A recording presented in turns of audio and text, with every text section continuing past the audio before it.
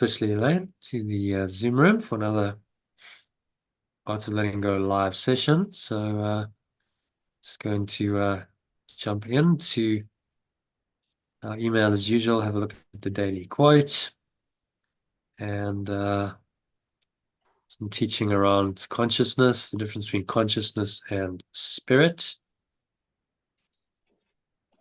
Ich realized I've got dogs to check out.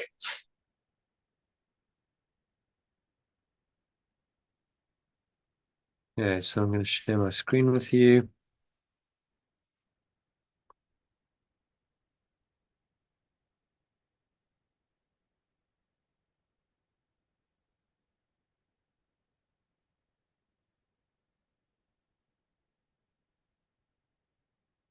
All right, so if you can read that headline quote from Eckhart Tolle, Person Lane, about the realm of consciousness.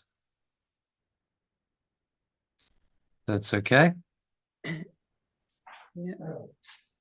The realm of consciousness is much vaster than a thought can grasp.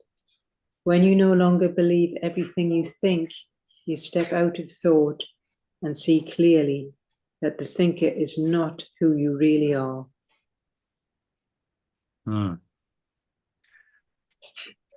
No longer believe everything you think. You step out of the domain of thought.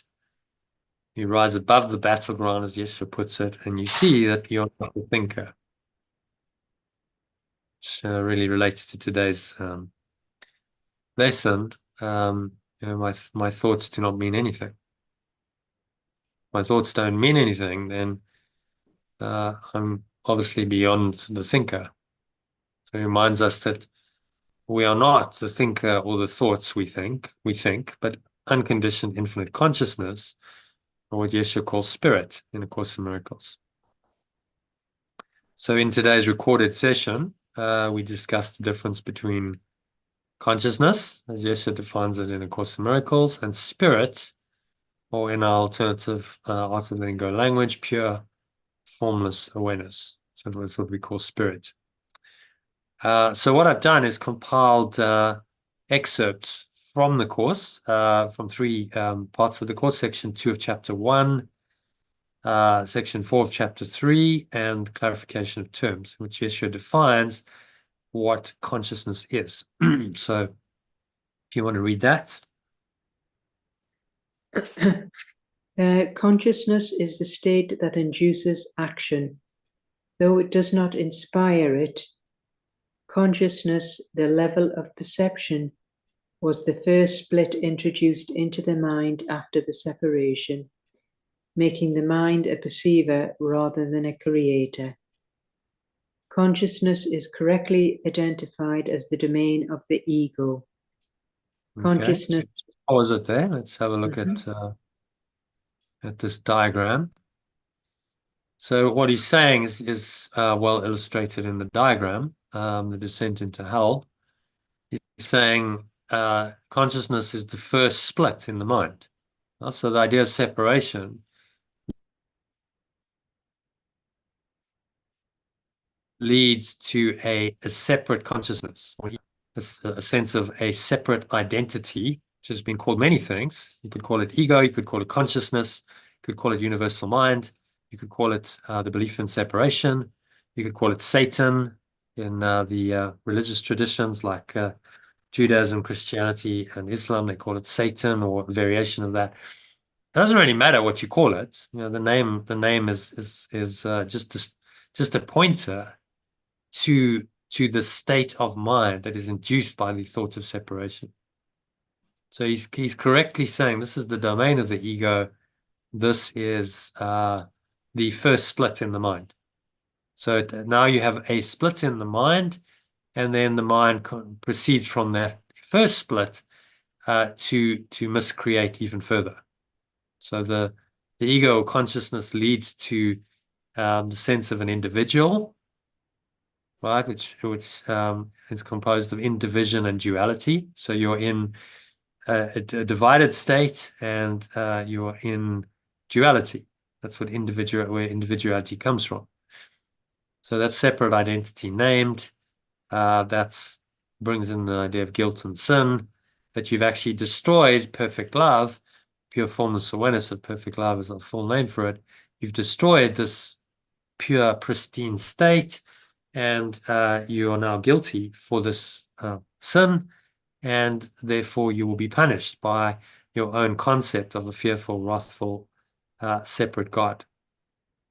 The false expectation of punishment appearing real.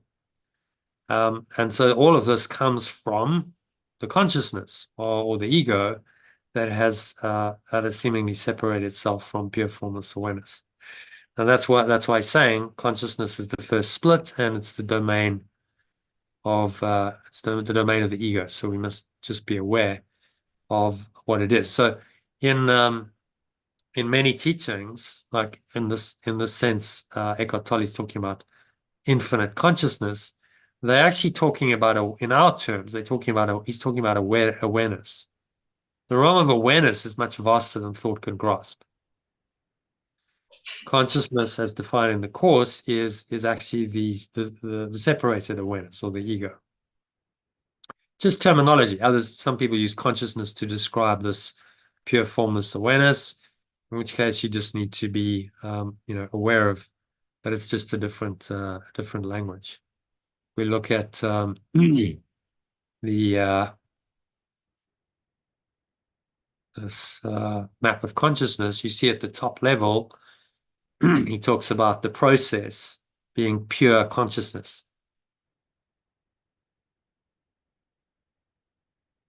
Yeah, the process is pure consciousness, which is ineffable. So really what he's talking about there, this is David Hawkins' scale, we would translate this as pure formless awareness rather than consciousness, because in Course terms, consciousness is still within the ego framework, as he's explaining here. Okay, you want to carry on from consciousness is the receptive mechanism.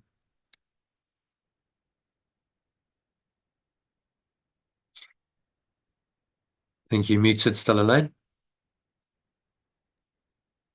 Consciousness is correctly identified as the domain of the ego. No, yeah, consciousness is the receptive mechanism. Sorry. Receptive mechanism, receiving messages from above or below, from the Holy Spirit or the ego. Consciousness has levels, and awareness can shift quite dramatically, but it cannot transcend the perceptual realm. At its highest, it becomes aware of the real world, and then can be trained to do so increasingly. Yet the very fact that it has levels and can be trained demonstrates that it cannot reach knowledge. Hi, John. Hi, John. Hi, Elaine. Hi, John. Good point to pop in. Okay, good. About, consciousness. This is how Yeshua defines consciousness in the Course. So just looking at the definition, which is quite different from how it's defined in many spiritual teachings. Yeah. Many teachings say consciousness is reality, higher consciousness. Eckhart Tolle in today's quote talks about the realm of consciousness, much vaster than thought can grasp. Yeshua is saying, well, in his terms, consciousness is within the first split introduced into the mind after the separation. So that's demonstrated quite well in the diagram. The first split, the idea of separation, leads to the belief in a separate identity, which we call the ego or consciousness or universal mind, the belief in separation, Satan, many names for it. It's like there are many names of God, but it is not ultimate truth. It is the departure from the truth. It's a top It's the top of the false ladder that the ego's miscreated. So it can be easily mistaken for the truth. And I think many people do. No, just this top level, the consciousness that created the universe. Well, that's the ultimate consciousness. And this teaching is saying, no, that's the top of the false ladder. Once you get there and you can understand this and you can see it for what it is, you can then escape from this false consciousness that you've invented, and you can return your mind to pure formless awareness of perfect love by letting go of the belief in any kind of separate identity that this consciousness has. So this is saying there's something outside of higher consciousness. The highest consciousness the ego is capable of is the idea that it's one sort of entity that's created the whole universe, universal consciousness, universal mind. But what it's created, what it's miscreated, is just false. So that consciousness is not ultimately true, and so there's another awareness, we call it, outside of this whole construct, which is what the Course is inviting us to enter into, this awareness. Yeah. Okay, that's good. Yeah. And so let's just look at the second part. Consciousness is the receptive mechanism, receiving messages from above or below, from the Holy Spirit or the ego.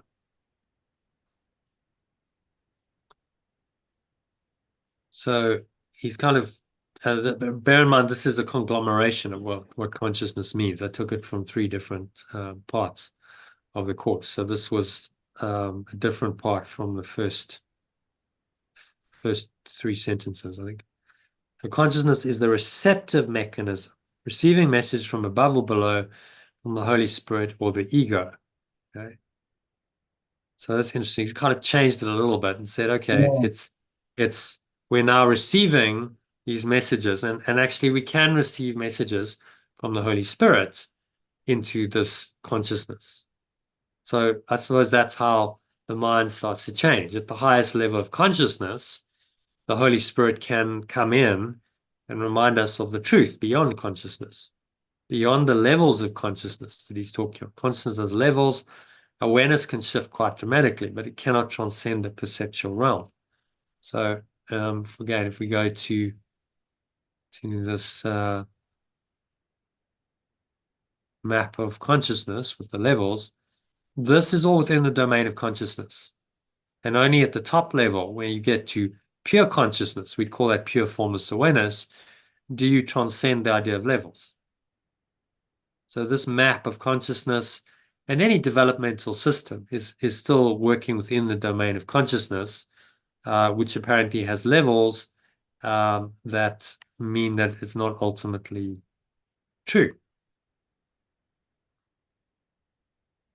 Awareness can shift quite dramatically in this scale. Yeah, there's a whole gamut of different thoughts, emotions, different awareness, from total enlightenment and love, peace, and joy at the top, to apathy, guilt, and shame, and then fear and desire come in, and then various states of more positive thinking, courage, neutrality, willingness, but they're not the ultimate truth. They're just stages. So when of Eckhart uses the word consciousness, he in these terms he's talking about awareness. Well, I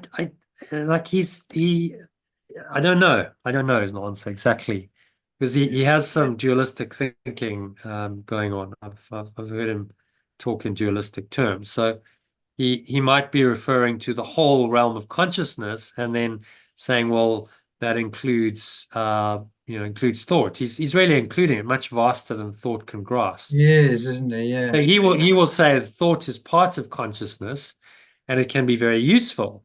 So thinking can be a very useful tool, is his teaching, but there's something beyond it. So it's kind of one foot in one foot in each camp, really, isn't it? One foot in the illusion. Okay, thinking can be a useful tool, and we shouldn't discount it.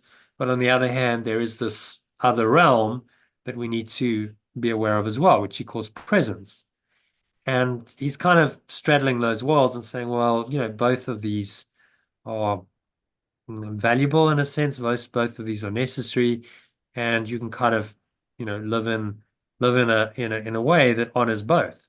The course is taking a non-dual position and saying, no, you can't actually live in the thought that you think is real.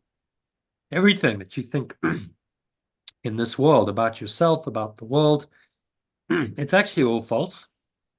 It's all based on a false idea that you really can be separate from your source, and that spawns this whole thought system from the single departure of a separate consciousness. This spawns an individual self, and then the sin and the guilt at that separation, and then the false expectation of punishment appearing real, and a concept of a fearful, wrathful, separate God, an accusation, blame, and attack as a projection of your guilt, and ultimately a victim identity, and a very limited, lacking, lonely, suffering, and eventually dying life. So Yeshua's saying, well, just look at it and go, is this what you want? You can't really accept that this consciousness is real and what it's created is real, and also accept that you are pure formless awareness of perfect love, because they contradict each other. So you must choose. And most teachers and teachings, including Eckhart, tend to try and straddle the camps and say, well, yes, we acknowledge presence, and that's very important, but thinking has its place. And so the thinking mind can be a very useful tool. And yes, within the construct of the illusion, perhaps, but then none of that's true. In pure formless awareness of perfect love, you don't need to think in the way that we think thinking operates, because you don't need to think dualistically. You don't need to think subject, object, I, subject, now think about this person, place, thing, and event that's seemingly outside of myself, object. That thought has no place in pure formless awareness of perfect love. That it in fact doesn't exist. So the thinking mind, as we define it, the ego or the consciousness that's thinking, has no place in pure formless awareness of perfect love. It's completely undone. That's what makes the course's teaching non-dual and quite unique and quite challenging for people, because it's saying, well, actually, the realm of consciousness is false. So everything that you believe and all the thoughts you think are actually not true. And beyond that lies this pure formless awareness of perfect love, which you can find if you are willing to drop all of your consciousness and just let this idea of a separate consciousness go entirely. And that's really what distinguishes the course's teaching and any non-dual teaching from other worldly teachings, is that it's purely non-dual, saying this consciousness has no place ultimately in your mind. Whereas many teachers and teachings are saying, no, it has a place, it's just not the only place. You need to become aware of this other realm of awareness or presence, whatever you want to call it, and somehow live in both worlds, and somehow find a way to kind of marry them. Which you can't ultimately, because they contradict each other.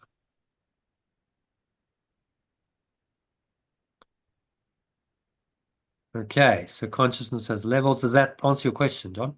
Yeah. I mean, Consciousness levels and awareness can shift quite dramatically, but it cannot transcend the perceptual realm.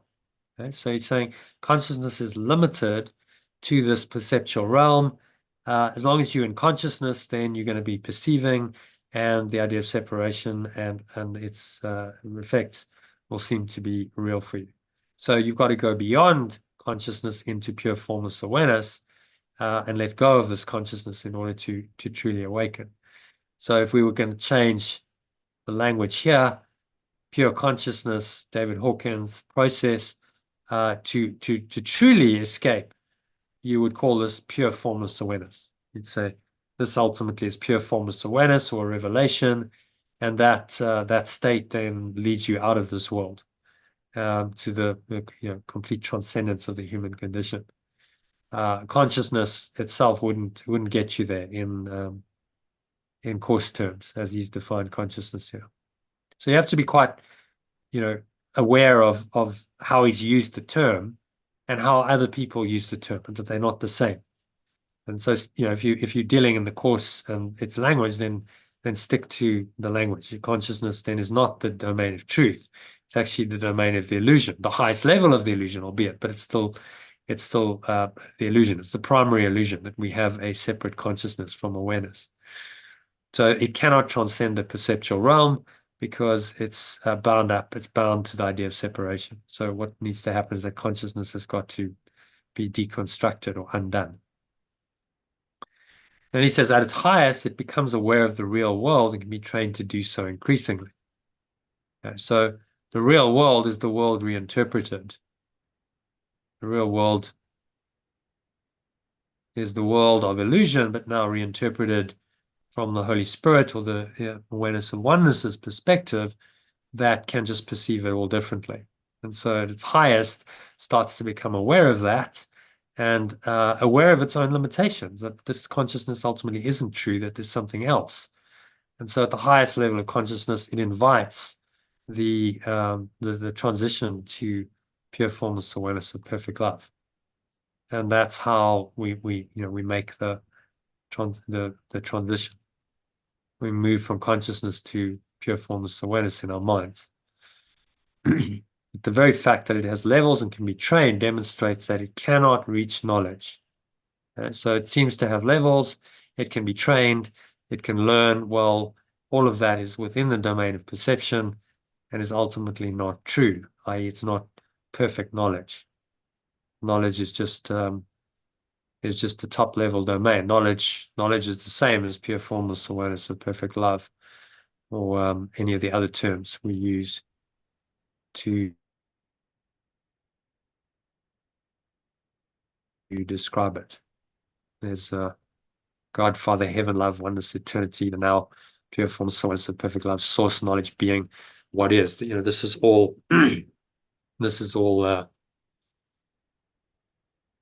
knowledge, whatever you want to call it, just pointers to the eternal, to something that's completely transcendent of the perceptual realm of time and space, outside of consciousness and everything that consciousness has invented. Okay, so any other thoughts on consciousness, what it is, and how it differs from spirit?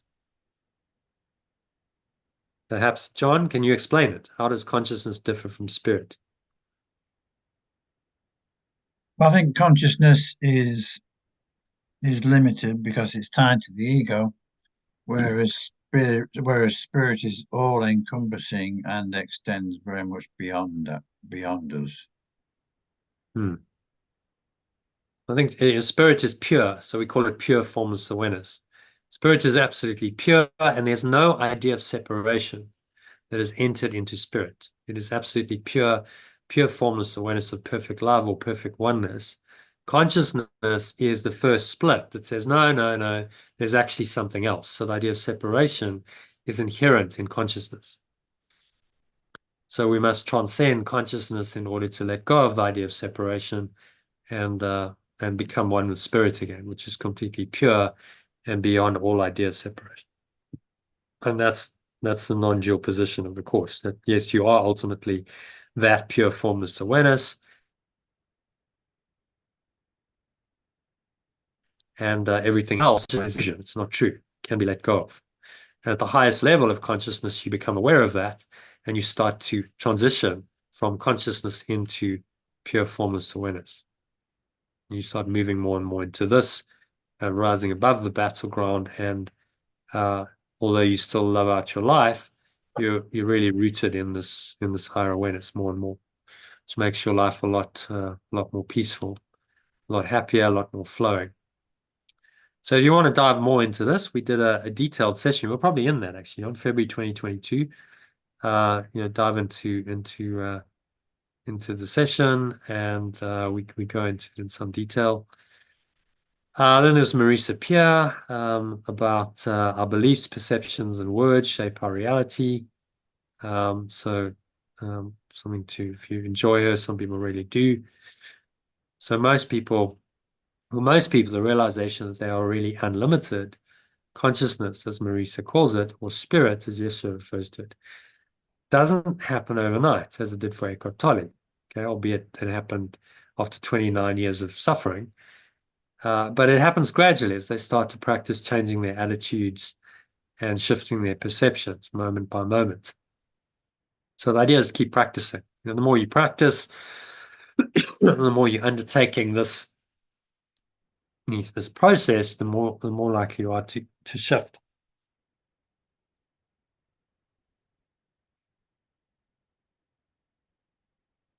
And as talked about the various exercises, we just did that.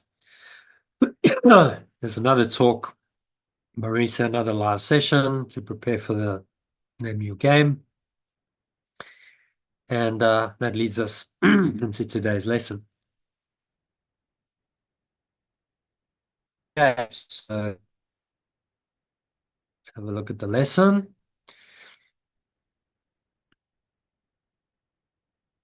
So we're on to lesson number 4 today. If you can read that, John, these thoughts don't mean anything.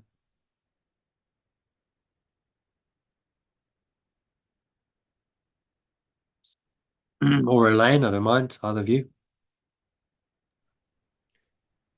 These thoughts do not mean anything.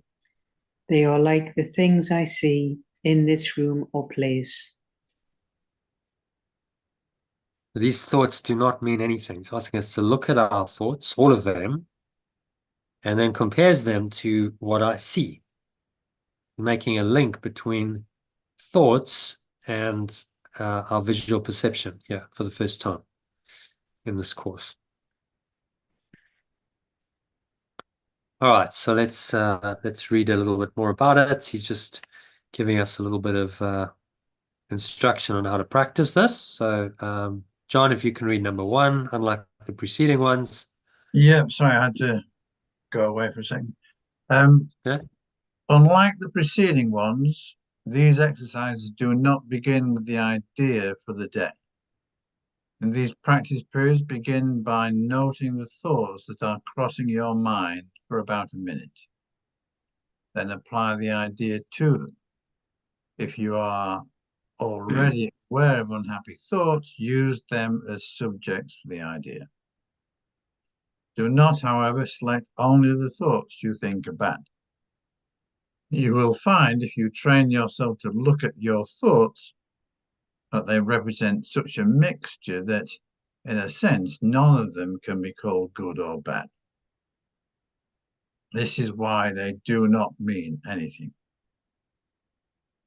Okay. What's he saying there in summary? Good or bad? Yeah, well, it's just encouraging us to look at the thoughts and just observe them, not judge them in any way whatsoever. Well, they're such a mixed bag that none of them can really be called good or bad. This is why they don't mean anything. So he's trying to get us to see that none of them mean anything, so we can let them all go and go beyond them into pure awareness, pure formless awareness, we call it. So major exercise this in mind training. Okay, all of your thoughts don't really mean anything. And so as usual, just be usual specificity is required. You want to read number 2, Elaine?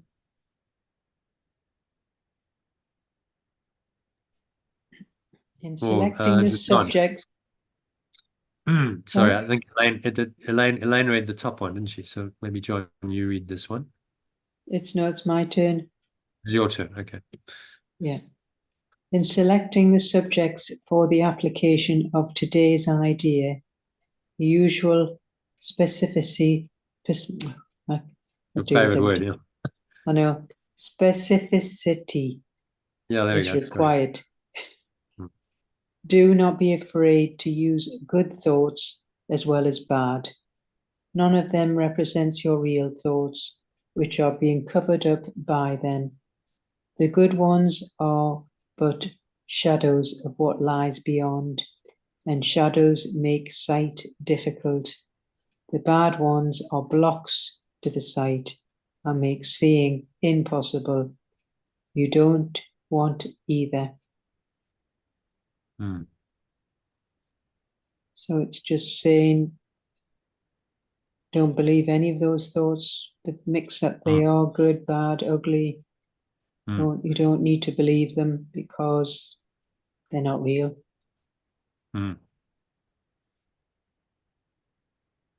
So we want to make, the bad ones are blocking the sight and the good ones are putting a shadow over it. So either way, it's making sight very difficult. Even the good ones. Yeah.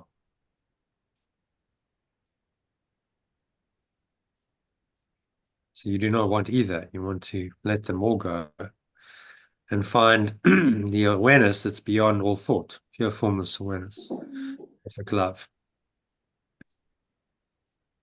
There's no subject object thought in pure formless awareness. It's just pure awareness. And then he says this is a major exercise. Repeated from time to time in somewhat different form. So the aim is to train you in the first steps toward the goal of separating the meaningless from the meaningful. It's the first step in the long-range purpose of learning to see the meaningless as outside you and the meaningful within. It's also the beginning of training your mind to recognize what is the same and what is different. So at start of this major mind training process, saying, okay, don't believe your thoughts. And then we go into the practice of it. So we can guide you through that in a little meditation if you like. Yeah. Yeah. Any thoughts, comments, or questions about the lesson before we do that? Or It's a nice lesson. Yeah. It's very, very important lesson, that one. yeah, it's a major, as you said, it's a major exercise. We'll repeat it from time to time. So he repeats it again in lesson 10. It's the same lesson, essentially, just slightly changing the wording. Instead of these thoughts, it's my thoughts. Do not mean anything. And then throughout the course, really what he's asking us to do is look at our thoughts and recognize the lack of meaning that they really have. So our entire world, our perception of this world, is built on our thoughts and our feelings. The thoughts play a major role in this reality that we've constructed. Well, if none of these thoughts are true, then we're living in a false world. We're living in an illusion, just false thinking, and we've just got so entrenched in that we've forgotten the truth that underlies it. And this is a major exercise in helping us to remember. Okay, so let's practice it in a little meditation. So I'll keep it in the same. So just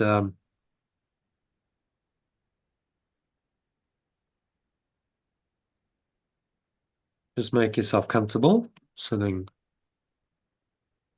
in the meditation posture with your feet shoulder width apart, your back straight. Cup your hands in your lap, close your eyes. And you start off by taking a nice deep breath in through the nose. Breathing in, noticing how the stomach rises and the chest rises. Subtle flow of air in through the nostrils. You clenching the sphincter muscle, locking the energy in.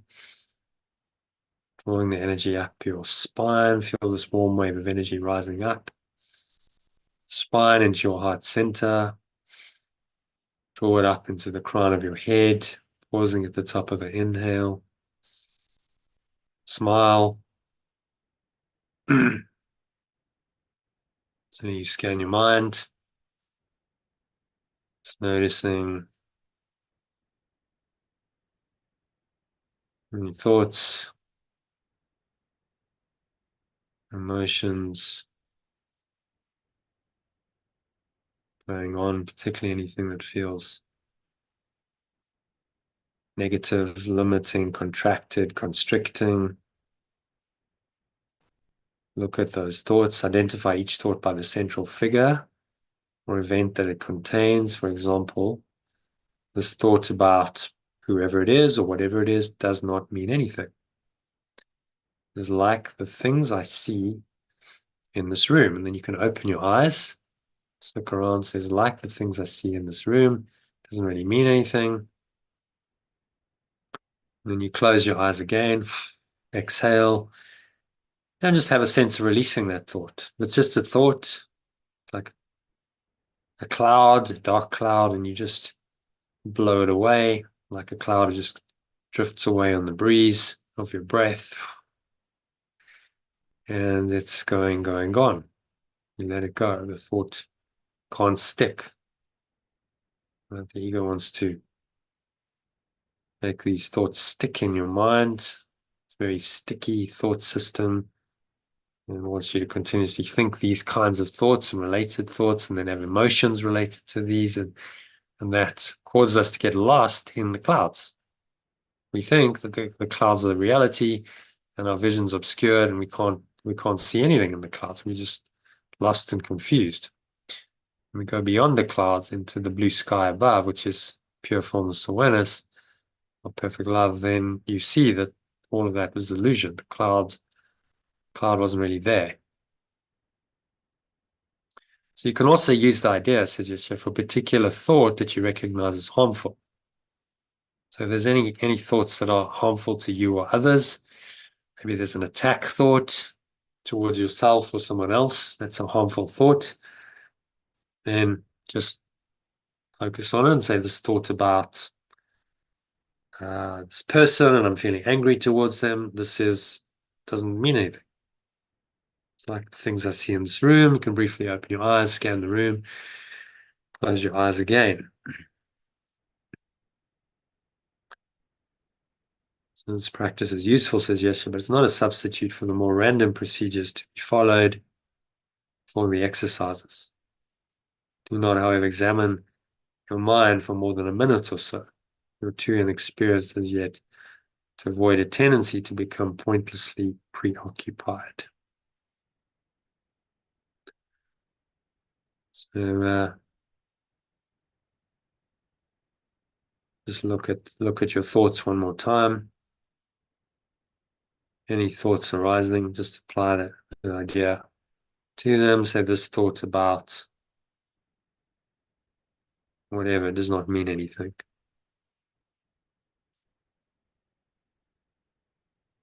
And then exhale, just blow any attachment to this thought away. It's like the things I see in this room. Open your eyes. Well, it's like the things I see in this room. My thoughts don't really mean anything. They are like the things I see in this room. Both meaningless. And Yeshua cautions, he says, since these exercises are the first of their kind, you may find the suspension of judgment in connection with thoughts particularly difficult. Therefore, do not repeat these exercises more than 3 or 4 times during the day. You'll return to them later.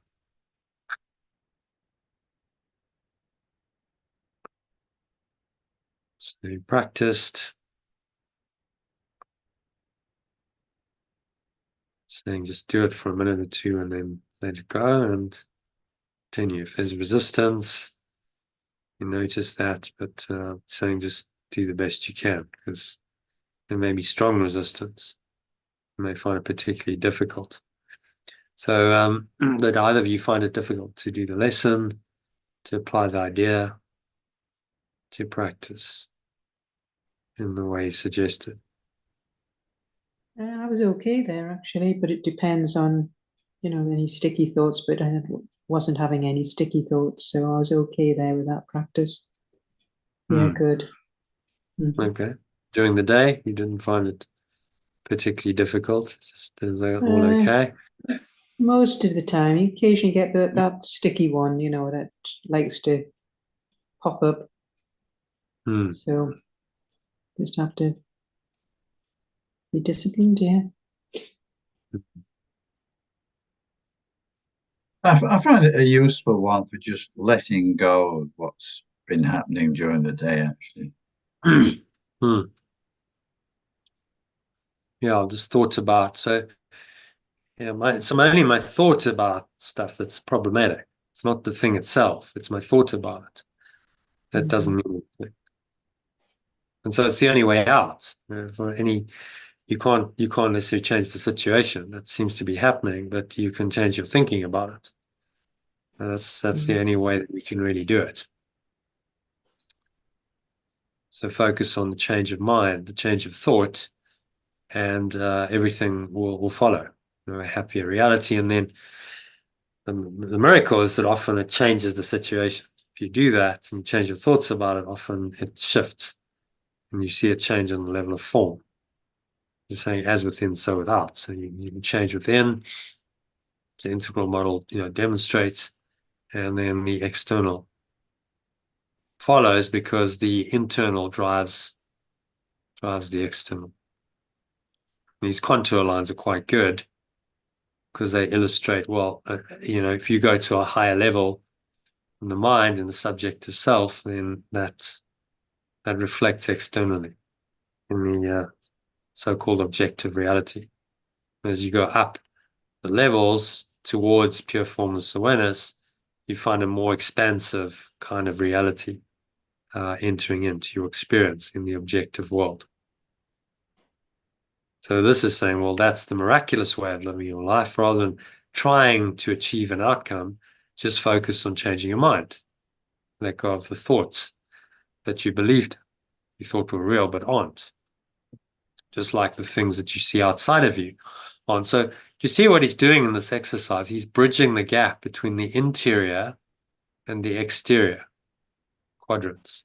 And he's relating them. He's saying, my thoughts don't mean anything. So that's internal, the interior subjective self. The thinking doesn't mean anything. And these thoughts are exactly like the things I see, which I perceive as outside of me in the exterior objective world. Actually, they're in the same order of reality, and I recognize that both of them are illusory. So it's getting us to experientially, through this practice, to start to understand the integral model, you see, because he's talking about both the interior and the exterior in this lesson, in the two sentences. The key idea, there's the internal, these thoughts do not mean anything. It's talking about your inner reality. They are like the things I see in this room outside of me. So that relates then to the exterior, and he's connecting the interior and exterior, saying, well, both are the same. They're in the same order. They're all unreal. So this is, practicing the integral model, really. Does that make sense? Yeah. What he's trying to do. Okay. Yeah. So short, sweet. These first lessons are. The idea is just practice them. We're now up to 3 times a day or 4 times a day. And we'll continue for that for a few days. So just try and practice for a minute or 2, 3 times a day. I sent you a link to download the ACIM app, the app published by the Foundation for Inner Peace, which allows you to set a timer. Say, okay, I want to listen to the lesson 4 times today, or whatever you choose, and then you set the alerts, and then it notifies you. Phone notifies you when you need to listen. So that's one way of starting to get more regular. Ideally, I'd like to create an app for the art of letting go where this happens. So you get the reminders, and you also get your breath breaks. But that's still a work in progress. Okay, so that brings us to the live session.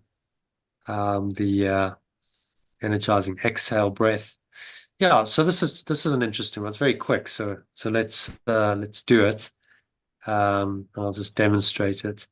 So let's say you've done we didn't do a long meditation there, but if you've done a longest meditation, or you're feeling low energy, a bit spaced out after meditation, you can bring your mind back to this kind of focused, alert, relaxed, but alert and focused state of mind using this particular energizing breath. So all you do is you focus on the exhale and you do some rapid arm movements. So I'll demonstrate.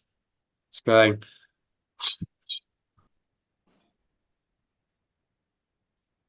So you focus on the exhale breath and you just move the arms out, and then on the twice, 2 breaths, and then you go down. So just try that for a minute. You can stand up if you want. I want to sit down because you won't be able to see me otherwise, but stand up and you go. And just do that for a minute. Quite rapid arm movement. So just focus on the exhale out your mouth, doing it quite quickly, quite firmly. Yeah.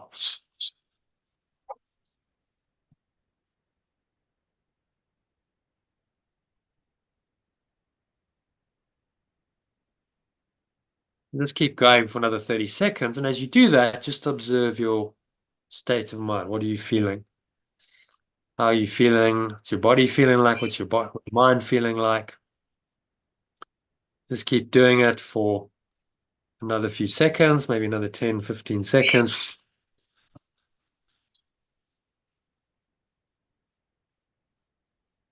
A bit faster, 10 seconds really fast.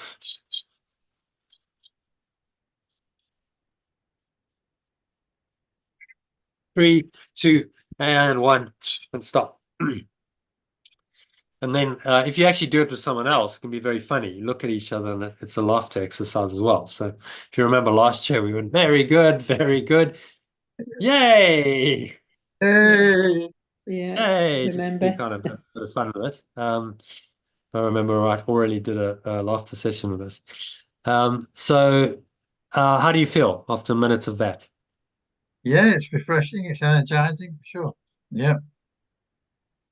But you feel, still quite calm. It's Oh, yeah. calming. It doesn't like hype you up. You're calm, but you're alert. So it's quite a nice state to be in.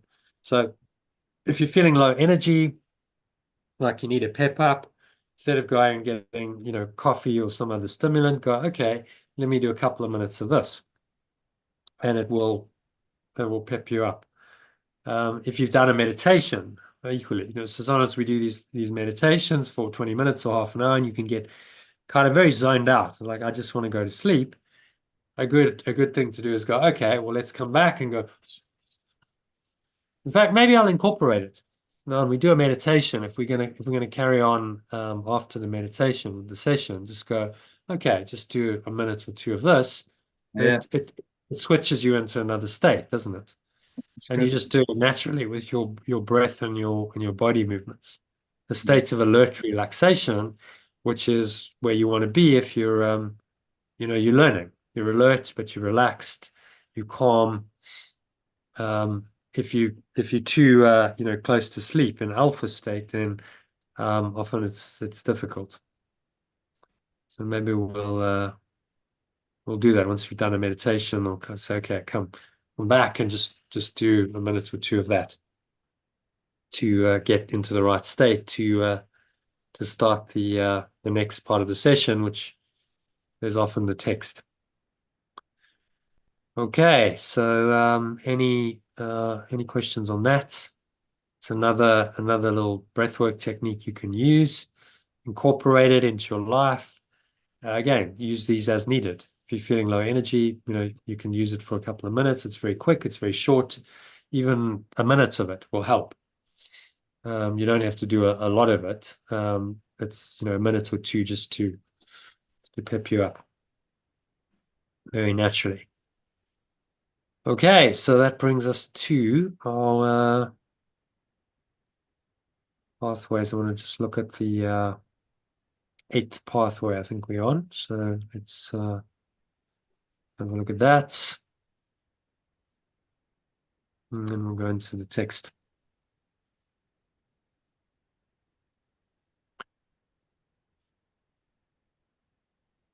All right, so the 8th pathway.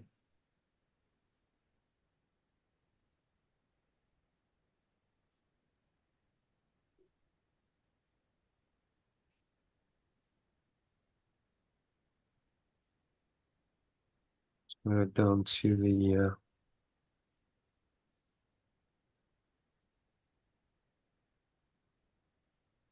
so just to recap, John, if you can read the 7th pathway and just in the bolded part to recap on where we are. I open myself genuinely to all people by being willing to fully communicate my deepest feelings, since hiding in any degree keeps me stuck in my illusion of separateness from other people.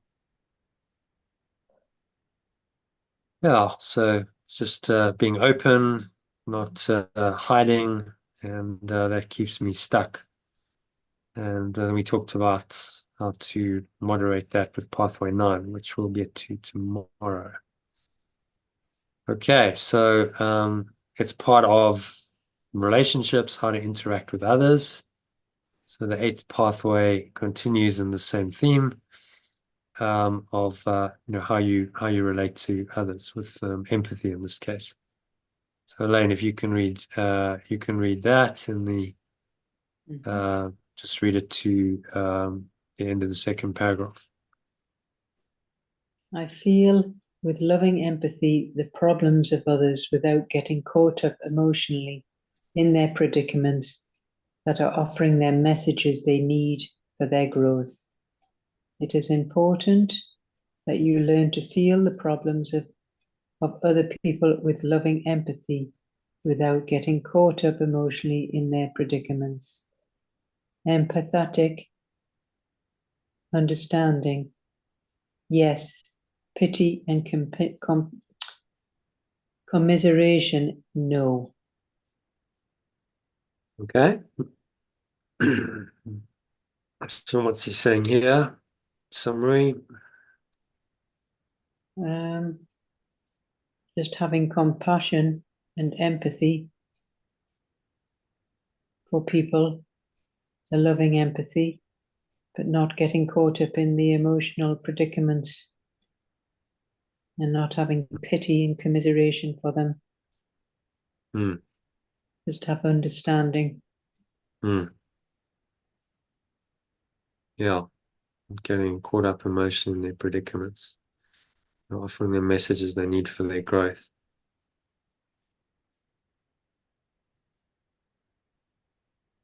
So the difference between sympathy and empathy. Sympathy is like, oh, poor you, oh, shame, it's so terrible, I really feel for you. Becomes a pity party. And the ego loves that. And someone who's looking for sympathy will go and tell their story endlessly, and their friends and family, oh, poor you, oh, shame, so, and everyone commiserates, and it's really very negative, isn't it? There's no kind of transformational element to it. It's just commiserating with the person's woes, and that of course makes them very real to both people, both the so-called victim and the person who's commiserating. Oh, that's just so terrible. You're so hardly done by. You're so unfairly treated. Oh, poor you. And of course, it makes the ego real to both people, which is what the ego is intending in the situation. Empathy, on the other hand, says, okay, from a higher awareness, I understand where you're coming from, that maybe you believe this is all true, you believe you've been unfairly treated, you're looking for sympathy, but it's not really true. This is just your own story playing out, and so I don't really believe it. I don't really buy it. I understand where you're at, but I don't go into the sympathy mode because I understand that it's a delusion. I just understand you're caught up in the ego. The ego's got a hold on you. You're a bit lost in it. And maybe I can help you from this empathetic understanding. Maybe I can help you find your way out of this with loving kindness, with a lot of empathetic understanding and loving kindness. I'll be guided by the Holy Spirit to help you as best I can to, get out of your negative state and realize the truth of who you really are. And so is that clear? The difference between empathy and sympathy? It's quite an important. Yeah, Yeah. clear. He Yeah. doesn't use the compassion. Compassion is typically a Buddhist term, but you could relate compassion to empathy and say, okay, well, maybe they're talking about the same thing. At the highest level of compassion, it's not sympathy, but it's an understanding. There's a wisdom to that compassion. So he just doesn't use the term, in fact, at all. I don't think he uses the word compassion once in the whole course. It's not in the course's vocabulary. He uses empathy rather. Okay, so moving on then to the third paragraph. John, if you can read that. Empathy means that when you empathize. Empathy means that when you empathize with the predicaments of other people, you silently send out the vibration, yes, I know, I've been there too. Empathy means that you understand the duality and separation they are creating in themselves by rejecting what is here and now in their lives. But you do not get caught up in their poignant drama. Empathy means that you stay centered, calm and loving whenever you are around them. But they are playing out their addictions, suffering because of them, and hopefully picking up the messages life is offering them. Okay. So thoughts on that? Well, they're saying that empathy means is when we tune into others and feel where they are at, and we are with them. We are with them, but we don't dive into the mire and swim around in the darkness with them. We have a feel for them. We're not excluding them. We are with them, but we stay connected with spirit at the same time. Yeah. Stay centered, calm, and loving. If you're around them, so you stay in your higher awareness, inspired by the Holy Spirit, remembrance of perfect love, as they play out their addictions and they suffer, but you don't buy into the suffering. You see that it's just part of their program. And that maybe that's what they need to experience in order to be free of suffering, ultimately. If you can help them on that path, then of course you do.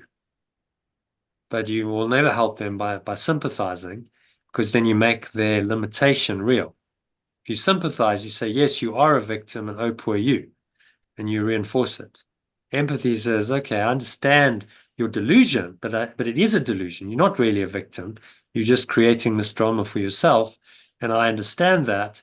And if possible, I'm going to show you a better way to help you out of that delusion into a higher state of awareness.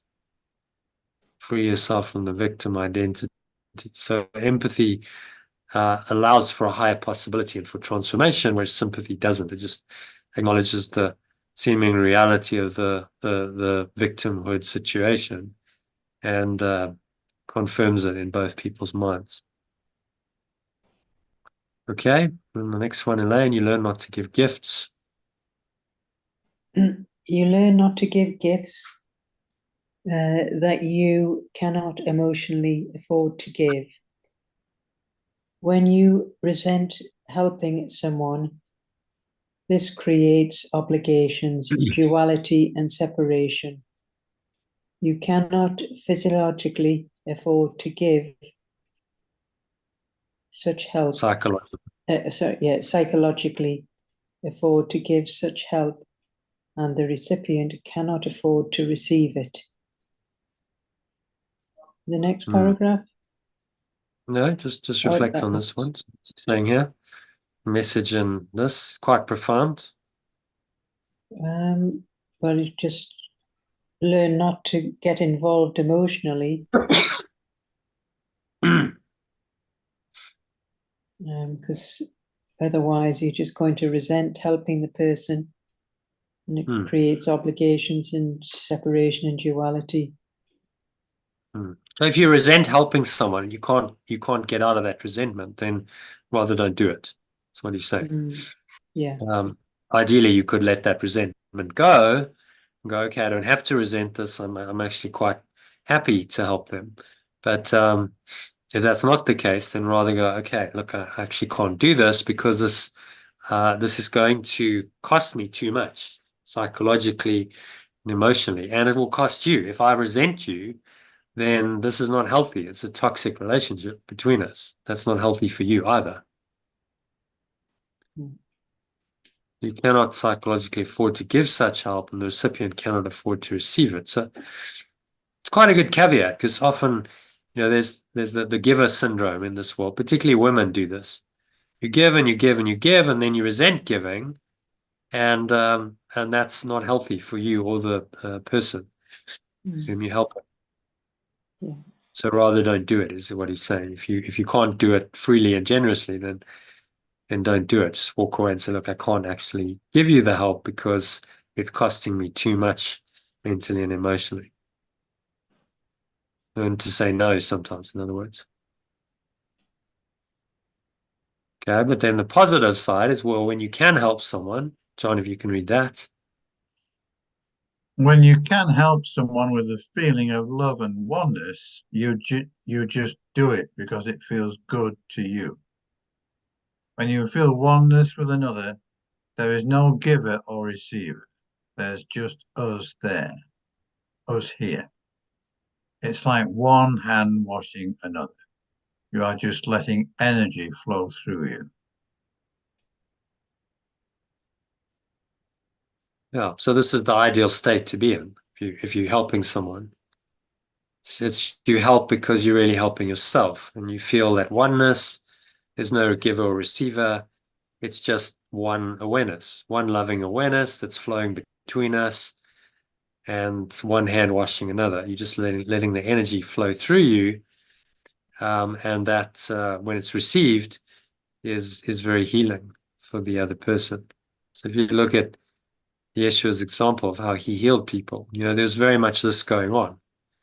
He was just in love and oneness. He was giving freely. I don't think he saw the difference between giver and receiver. And these miracles happen because this energy was flowing so freely and abundantly, and people were receptive to it. In some parts, he went to his own hometown, Nazareth. He said, "Well, I can't do miracles here because no one believes. Everyone's resistant. They're going, 'Who are you? You just little Yeshua who grew up here, and we know you from a child, and now you supposedly this great teacher and Messiah, like." So they didn't believe. So then the energy was blocked and it didn't flow. But in most parts, it did flow because people believed he was willing to give it. They were willing to receive it. The energy flowed through him, and he didn't really. There was no personal ego to get attached to that and go, "Oh, well, aren't I, the great healer?" It was just allowing the energy to flow, in the recognition that it's actually the same energy. There really is no difference between him and the person he's healing. Okay, so it's a good point. That's how we should be, and that's what we should aim towards. If there's resentment, you can let go and move into the state of feeling the love and the oneness. Then that's the right state for you and the other person to experience healing. All right, so last one, your life works best. And then if you can read that. Your life works best when you love, serve, and allow your loving energy to flow, not from a lower consciousness motivation of I am helping you or I will save you, but simply from the awareness that Spirit gave this energy to me and it feels good to pass it on.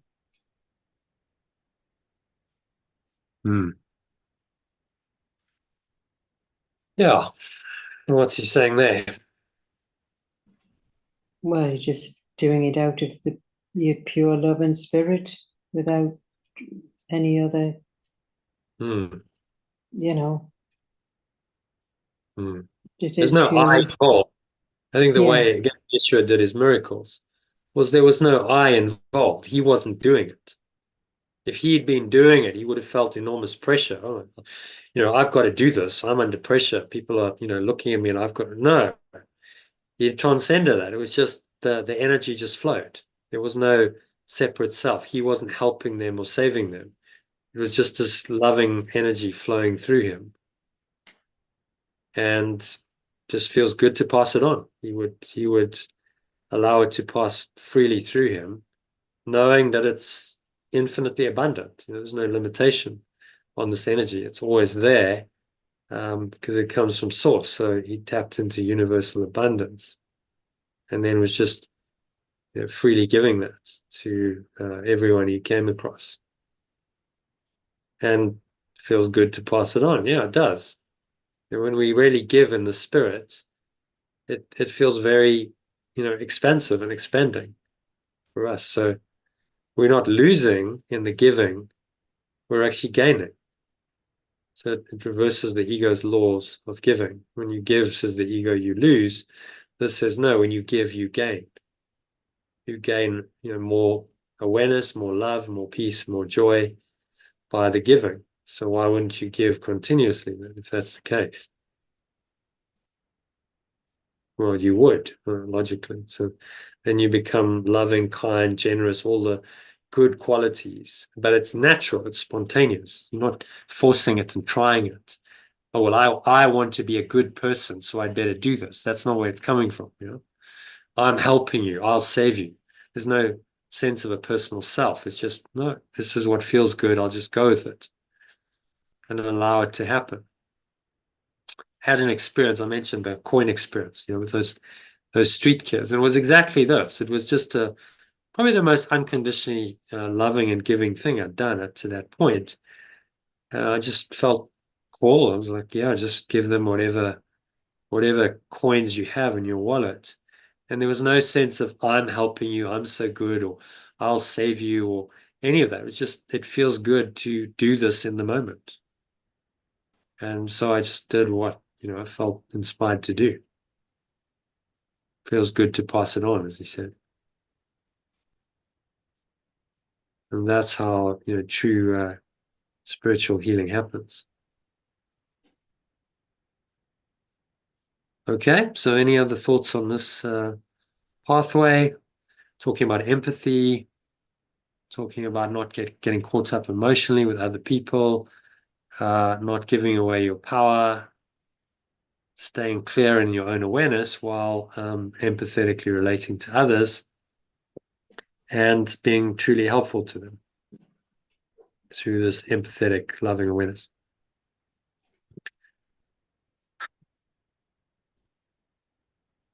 All right, happy with any other thoughts, comments, or questions on the 8th pathway? No, I'm good with that. yeah, me too. Okay. So moving swiftly on then, I think that brings us to our text reading. So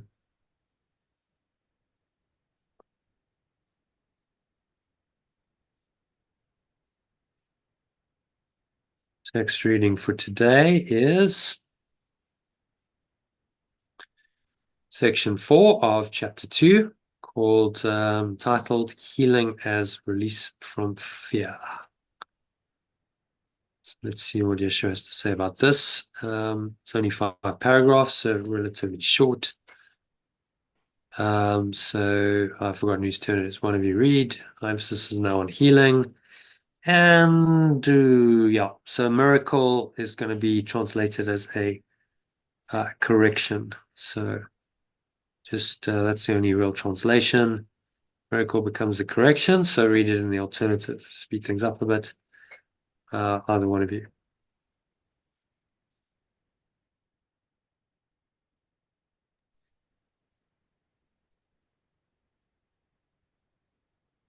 Okay, Elaine, you want to go for it? Yeah, I thought it was going to be, yeah. Our emphasis is now on healing. The correction is the means. The adornment is the principle and healing is the result. To speak of a correction of healing is to combine two orders of reality inappropriately. Healing is not a correction. The adornment or the final correction is a remedy, and any type of healing is a result. The kind of error to which adornment is applied is irrelevant. All healing is essentially the release from fear. To undertake this, I cannot be fearful myself. I do not understand healing because of my own fear. So it's saying that the emphasis is now on healing, and the corrections are the means, but the adornment is the principle in healing, the result. So Yeah, and healing is not a correction. Interesting. So the correction happens. I think what he's referring to here, you'll look at where are we? Integral model, it's pathway, let's go down here. Find it here, there we go. The correction, the integral model talks about the different quadrants. So 40, okay. So the miracle of the correction happens in the mind. That's what he's saying. It happens on the thought and emotional level when you let go of an egoic belief, thought, and emotion. And so that's the true correction or miracle. And then the healing, talking about physical healing now, happening on the body level, that is a result, right? So it is the external aspect of the miracle, but he's saying the real correction lies internally. Again, pointing us to the inner altar, as he calls it, go within to the mind, correct there, and then the external kind of sorts itself out. It's just an effect. It's not causative. If you focus on healing the body, then you're missing the point. That's why I'm saying it's not, because the correction is not to heal the body. The correction is to heal the mind. And then the body may or may not follow suit. Is that the two levels he's talking about then, John? So level one is the mind, and level two is the body. Yeah, two orders of reality inappropriate. A correction of healing. So what he's really talking about is the interior and the exterior quadrants. And he's saying these actually don't reconcile. You're trying to merge them and make them one, but the true correction always happens on the internal level, on the mind, and then the exterior results are the manifestation of that. But those are effects, not causative. So any physical healing is just a result of the true correction in the mind. And don't confuse them. That's why we have the model, like the integral model, to say, okay, well, there's the distinction between the interior and the exterior world. And they are not the same, and don't fudge them. And that the focus should always properly be on the individual interior. This is your own thoughts, emotions, memories, states of mind, perceptions, and your sensations and how you process it. That's what the focus of the course is. He doesn't focus very much on the external results and say, well, these things can come to you, but the real correction lies internally. It's a course in mind training, not in changing your life on the external level and healing the body or anything like that. Heal the mind, correct the mind, and then healing in the body may or may not happen. Sometimes it doesn't. It's not guaranteed. But it's much more likely to happen if you've truly healed your mind, because then you've gone to another level. You've shifted your internal reality, and that will usually have a shift, show up as a shift externally. And you see that shift as something happening on the behavioral, the body level. But focus the attention where it's required. The correction lies internally and not in trying to heal the body. That's what he's really saying. Does that make sense? Yeah. And the two orders of reality he's talking about are the interior and the exterior domain. If you want to flip that and look at it differently, you could also look at it as the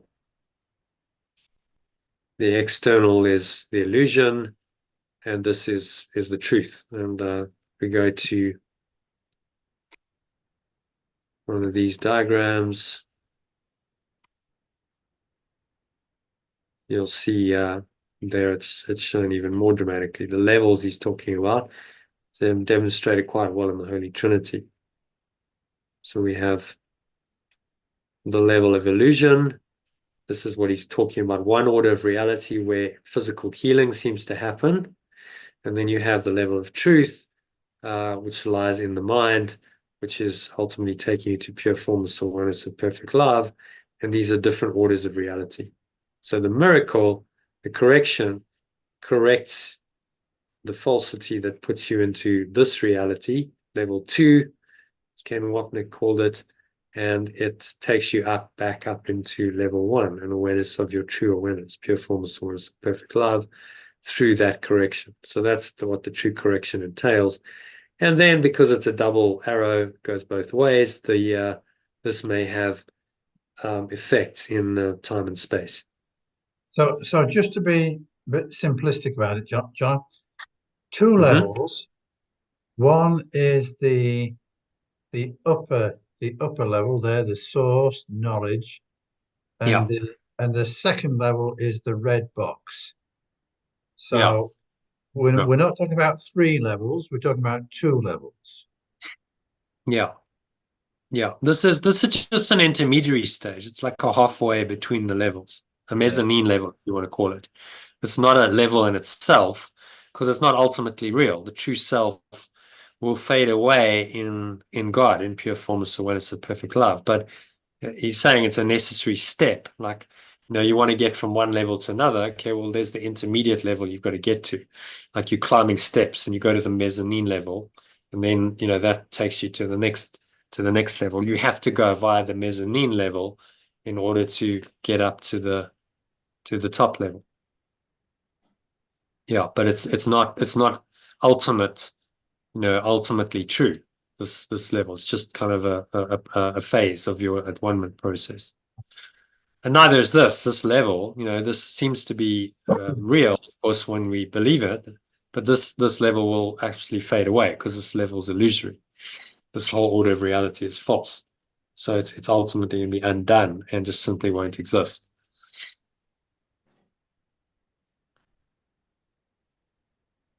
So if you flip this reality, the external world, seems to exist in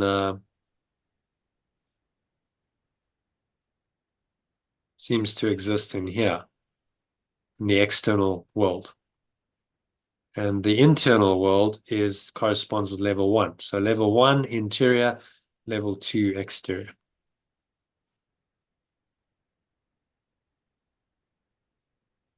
Another way of framing it. Does that make sense? Yep. John, happy with that? Yeah.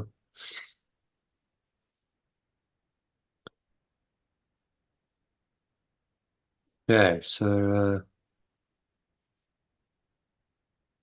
let's see, say all healing is essentially the release from fear. So I can't be fearful myself. Do not understand healing because of my own fear. So we fear release. We actually fear, bizarrely, this domain of our true self and our thoughts and our emotions, and we fear this going into this state of pure formless awareness of perfect love. Although it's completely blissful, the ego's set up this crazy, insane fear of that which can only heal and bless. That's what is absolutely perfect, and we fear that. And we prefer to stay in this really illusory state where there's a lot of difficulty, pain, and suffering because of our fear of healing.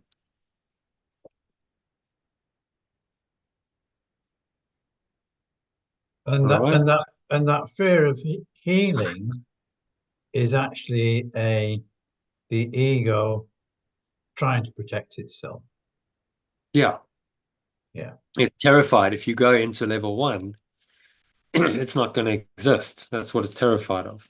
It's simply going to disappear and be undone entirely. And so it says, oh, don't go there because that's scary and you don't know what's there and you'll cease to exist. And we have, we're nervous about it. You go, whoa, this is intense. Where's this course taking me? I won't exist anymore. And I'd rather cling to the limited existence that I seem to have in time and space as a person with all of its problems, than go into this awareness and say, okay, I'll just go there and I'll allow this to free my mind entirely from all the limitations and the problems that this world contains.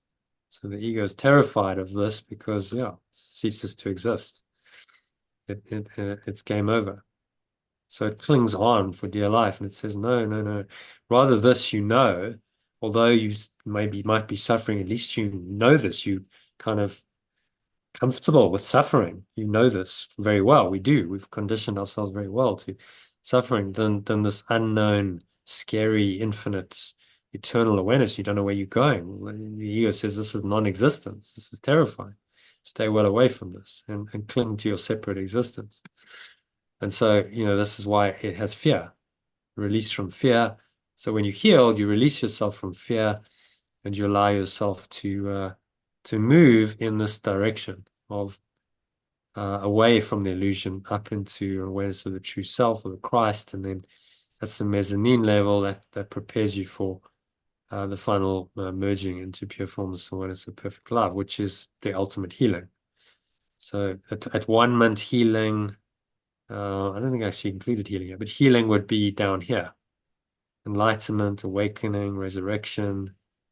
Let's call this healing. Might be better than resurrection. It's part of the shift between the levels. So you're moving from level 2, the illusion, and the healing moves you to closer to level 1 via the mezzanine level of the true self. Okay, does that make sense? Happy with number 1? Should we go to number 2 then? Yep. All right, so let's see. Not much to translate there. So let's just read in the alternative then to save some time. So A that's getting major step in the at-one-month plan is to undo error at all levels. Sickness or not right-mindedness is the result of level confusion, because it always entails the belief that what is wrong on one level can adversely affect another. We have referred corrections as the means of correcting level confusion, for all mistakes must be corrected at the level on which they occur. Only my mind is capable of error. My body can act wrongly only when it is responding to misdirected thought.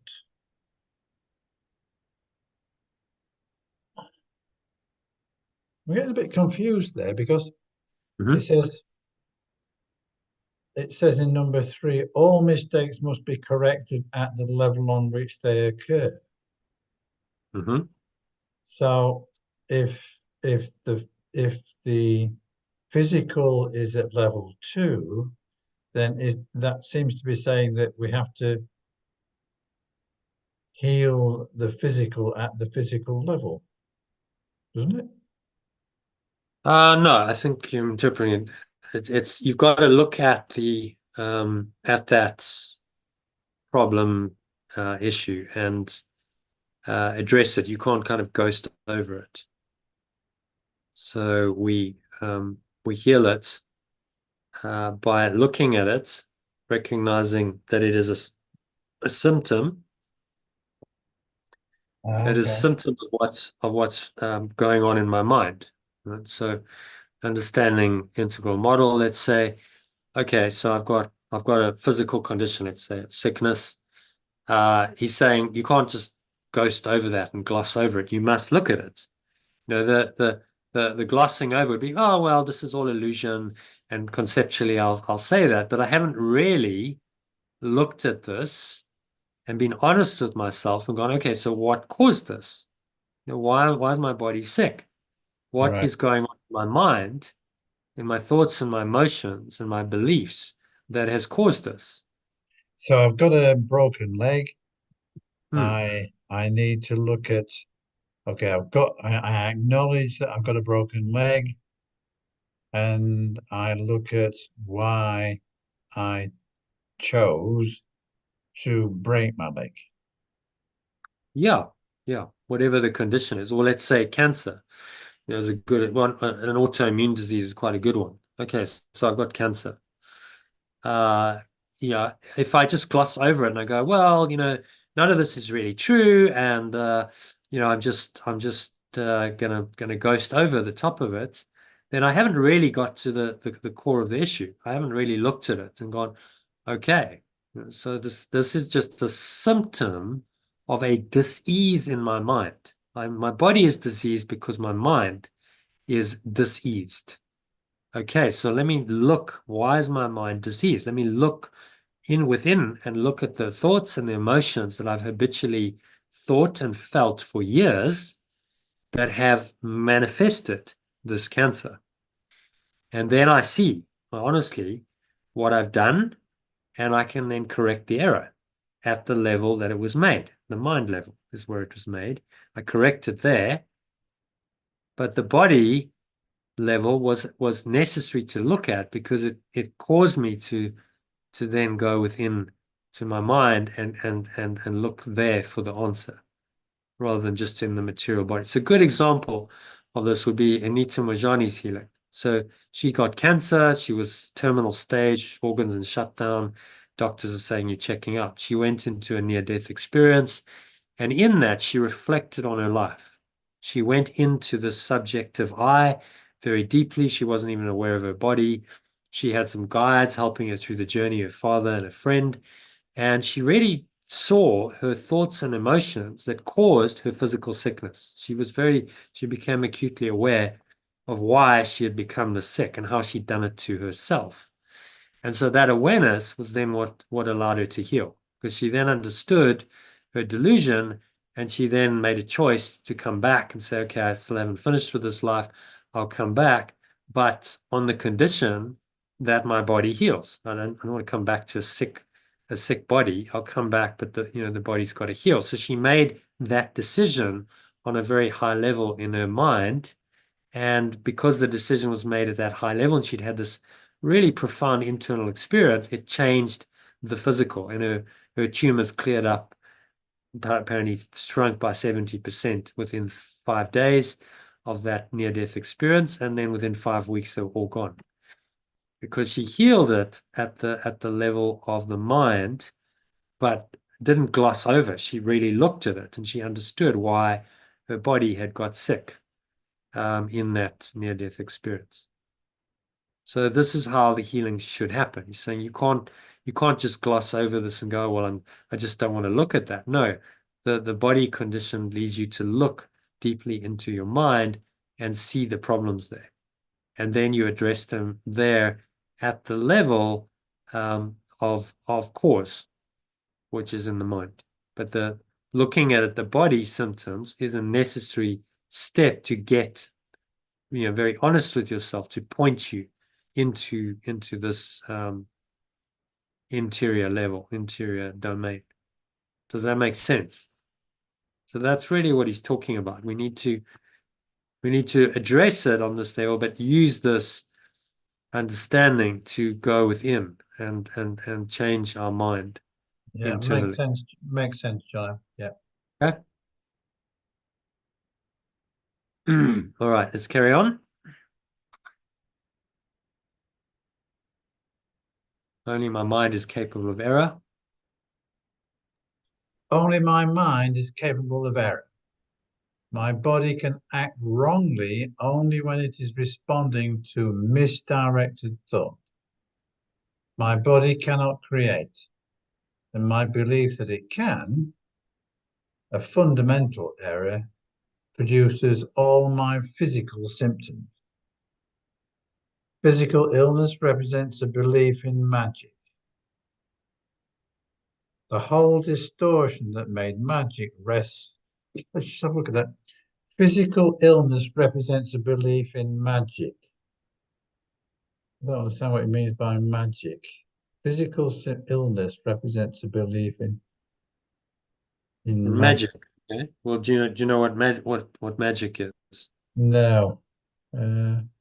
Okay. All right. Well, let's address that. So, let's ask Elaine. Elaine, can you help John? What do you understand by magic? Magic is just to help the form. It's not the it's not the well, how would you say? Well, it's just not the answer. It's just a help with just the form. It's not So coming from magic, the Holy Spirit yeah, or the higher magic self. is trying to fix the problem at the level of form. And Yeah. so, okay, so I've got cancer, I'll try and fix the body. And that's what allopathic medicine does. Okay, let's do whatever mechanical operation or give whatever drugs to try and fix the problem on the form level, but not really address the cause of the problem, which is in the mind. And Anita Majani's, miraculous healing came because she addressed it on the level of mind, and she healed her mind in that near-death experience. And so then the symptom on the body level was healed because she'd really addressed it at the causative level. Of course, the allopathic medical people didn't accept this because it completely violates their understanding and their paradigm. So her oncologist was quoted to say, oh, well, even at advanced stages, okay, the organs are shutting down. Chemotherapy can work. Right. Like, really? Do you honestly believe that? Seriously. It's ridiculous, isn't it, for an intelligent person to say that? But it's because he has to defend the whole paradigm of allopathic medicine.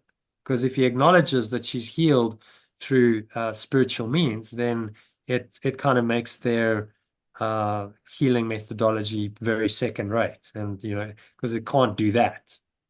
They were just blown away. Like, how did this happen? It's not supposed to be possible. You should have been dead. So it kind of rocks the whole paradigm of the ego, saying that reality is in the objective world and you treat it, on the level of form. Experience like hers completely, undoes that paradigm. Which of course then they're in denial of, they don't want to accept it. So then they have to say, no, it was actually the chemotherapy that did it. Right. Yeah, sure.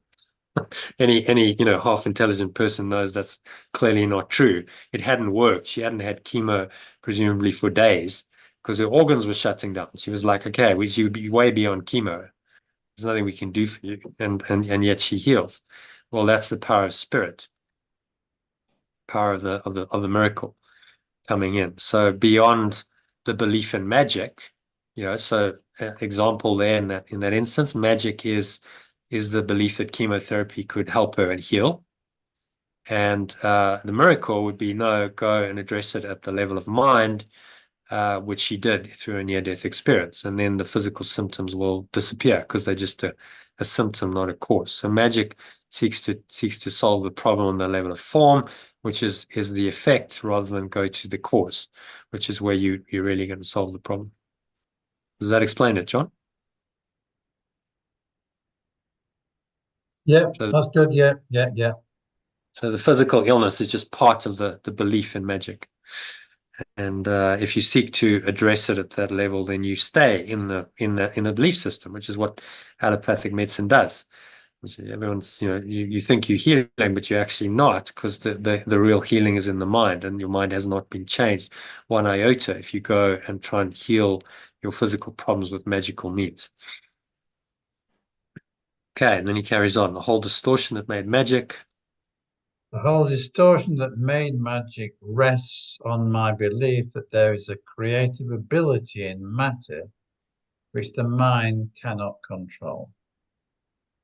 This error can take two forms.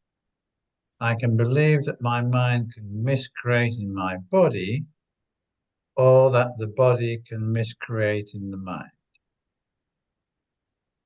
I can believe that my mind can miscreate in my body, or that the body can miscreate in the mind. This error can take two forms. I can believe that. I can believe that my mind can miscreate in my body. So yeah, so let's look at this. Will help you in a diagram, integral model. So my mind, interior, self, thoughts, emotions. My mind can miscreate in the body. Okay? So my mind can cause me physical illness and symptoms and so on. So that's the one error. And the other one is that the body can miscreate in the mind. but if we're in the wrong mind, then that will miscreate in the body, won't it? Yeah, and that's the error. The wrong mind believes that it can miscreate in the body, and it does, and it creates illness. And then we can also believe that the body can miscreate in the mind. Oh, so it's my body. Like let's take again allopathic medicine, good example. In psychiatry, the perception of the psychiatrist is, well, you have a problem, you're depressed because your brain's biochemistry is out. You've got an imbalance of brain chemicals. So we need to fix that with drugs. So the body can miscreate in the mind. That's what they're saying. It goes the other way. It's saying, your problem lies here, and then that causes, you mental and emotional problems. Okay, well, if the body can miscreate in the mind, then let's fix it on the body level. Let's give you drugs to manipulate your biochemistry to change your mind. And that's the approach, isn't it? But it's an error, as he's saying. Either approach, the mind miscreating in the body or the body miscreating in the mind, both are errors. When I understand that my mind, the only level of creation or being, cannot extend beyond itself, then I need not be fooled by either type of confusion. Neither type of confusion need occur.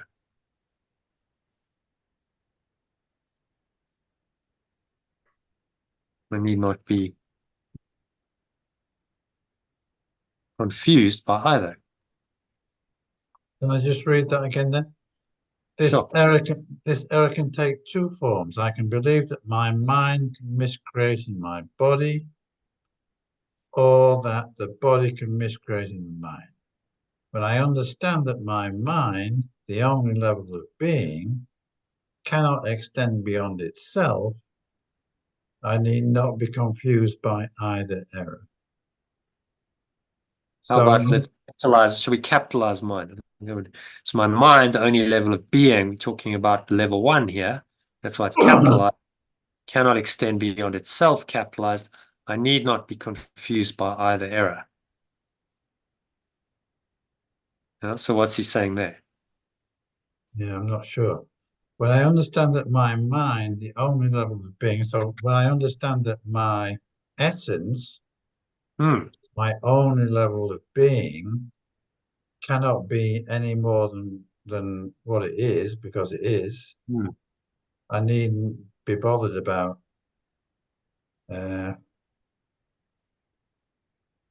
Let's change that to true awareness. When I understand that my true awareness, the only level of being, cannot extend beyond itself. So it can't really miscreate. You can't extend the mind into an illusion of a separate self and form.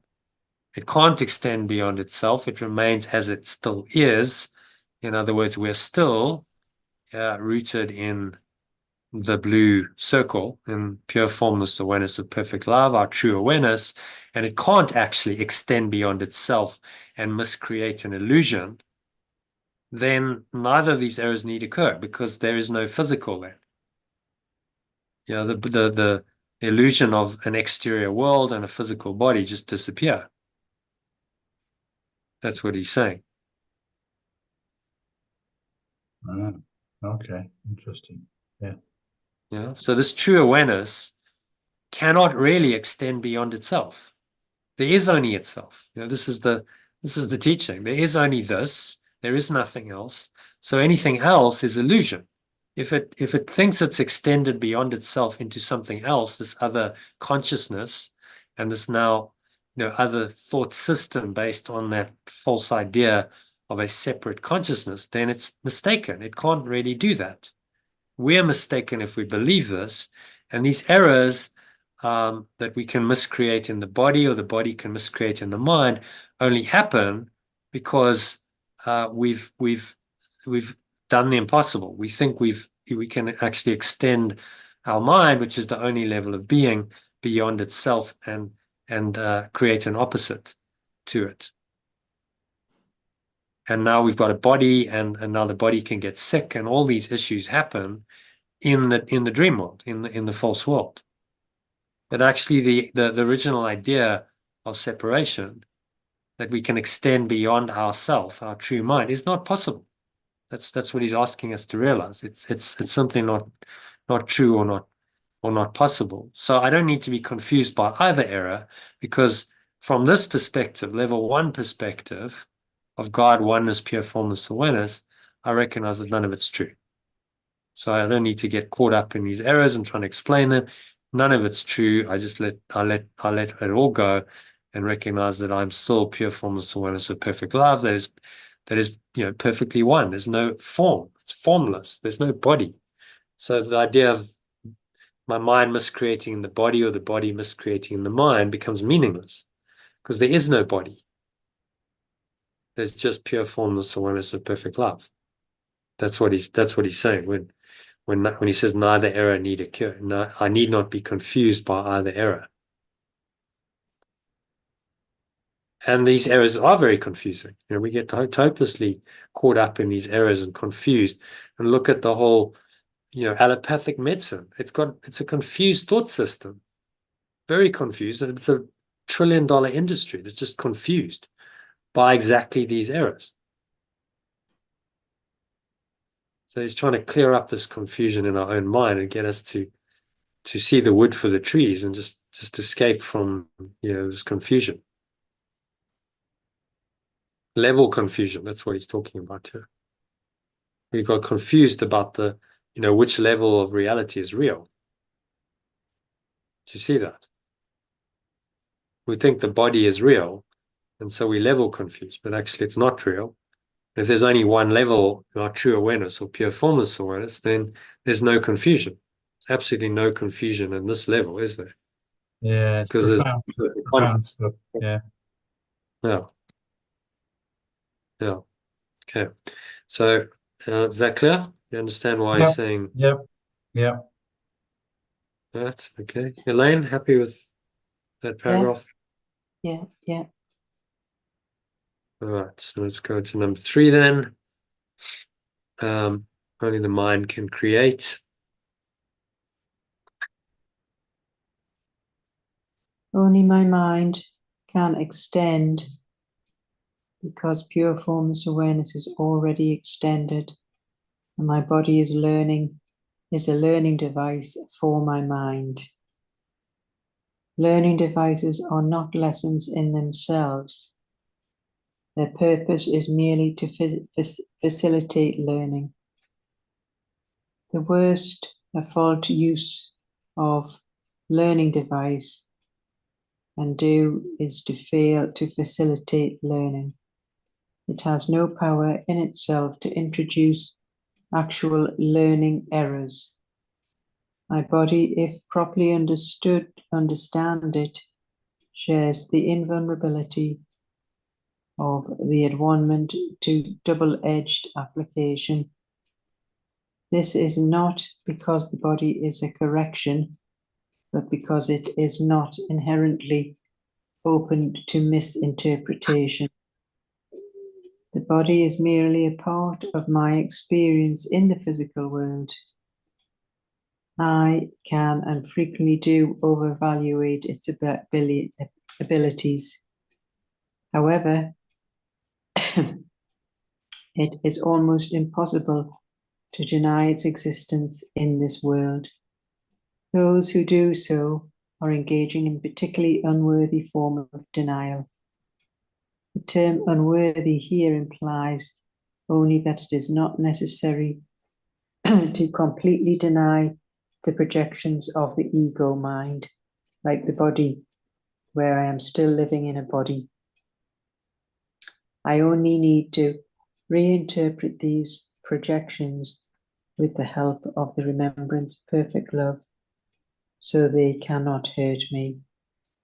So just read, I actually changed this. Read it in the original from here. The body is merely a part of your experience in the physical world. Just read that, because you'll see I've changed it quite significantly. The body is merely part of your experience in the physical world. Its abilities can be frequently are overrated. However, it is almost impossible to deny its existence in this world. Those who do so are engaging in a particularly unworthy form of denial. The term unworthy here implies only that it is not necessary to protect the mind by denying the unmindful. If one denies this unfortunate aspect of the mind's power, one is also denying the power itself. And I was like, whoa, okay. So if you recall, a couple of sections ago, he said exactly the opposite. He said, we must deny. Yeah, the denial is a powerful protective device in the service of spirit. So I'll bring it. He did, yeah, he did. It was number 2, I think. Let's just go file. It was either the altar of God or it was the previous one. The at one-ment as defense, I think it was. There we go. In one-ment as defense. So here he's saying, this is the proper use of denial. Yeah. So if you read that, John, from number 9, that is why the Bible speaks of the peace, path understanding. That is why the Bible speaks of the peace of God which passeth understanding. This peace is totally incapable of being shaken by errors of any kind. It denies the ability of anything not of God to affect you. This is the proper use of denial. It is not used to hide anything, but to correct error. It brings all error into the light, and since error and darkness are the same, it corrects error automatically. Yeah, well, I mean, that contradicts what he's just saying. The unmindful denies the ability of anything not of God. Okay, our translation. It denies the ability of anything that does not come from perfect love to affect me. Okay, what doesn't come from perfect love is the unmindful. That's another term for it. So if we go to number 4, he's directly contradicting. It's saying the term unworthy here implies only that it's not necessary to protect the mind by denying the unmindful. Hang on, you've just said that that's exactly what we should do 2 sections back. If one denies this unfortunate aspect of the mind's power, one is also denying the power itself. Whoa. Okay. Really? Hang on, we have to deny the mind's power to create illusions. That's the whole point of this course, isn't it? To deny the unmindful, to deny the miscreation, is also denying the power itself. So I changed it. I think we did this last year.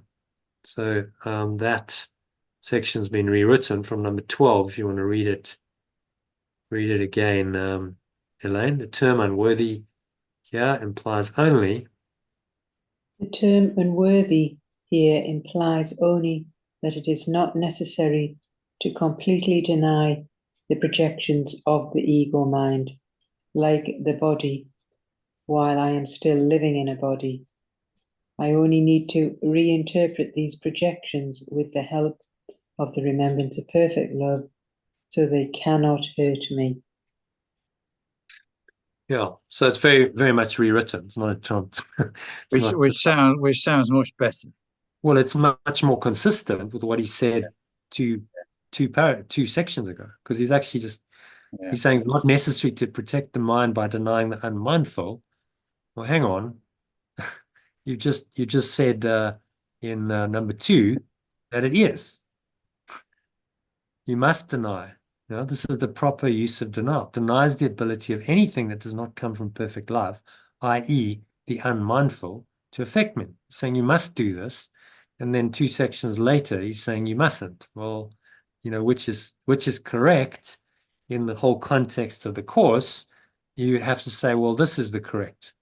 The at-one-ment is defense, and what he's saying here denies the ability of anything that does not come from perfect love to affect me. That is much more in alignment with the whole teaching than this, which is an anomaly. In fact, it's one of the very few anomalies. There's a couple of occasions in the course where I've gone, okay, this has got to change, because it's just not in alignment with the whole teaching. This is one of them, and there's 1 or 2 others in the whole text. So it's not, and that doesn't happen often, but somewhere this went wrong. Remember, they edited this. This should have been edited out, in my opinion. This was like, well, it actually, this contradicts the entire course. It's not necessary to deny the unmindful, but he's saying throughout the course here, it is necessary to deny the unmindful. You must, in fact, deny the unmindful in order to come into your right mind. So, okay, well, which is true then? Well, this is anomalous. It doesn't, you know, he's not saying this consistently through the course at all. This is kind of one of these anomalies, errors. This is an error. It should have been edited out. So that's what we've done. Just edited it and gone. The term unworthy here implies only that it is not necessary to completely deny the projections of the ego mind, of the belief in separation or consciousness.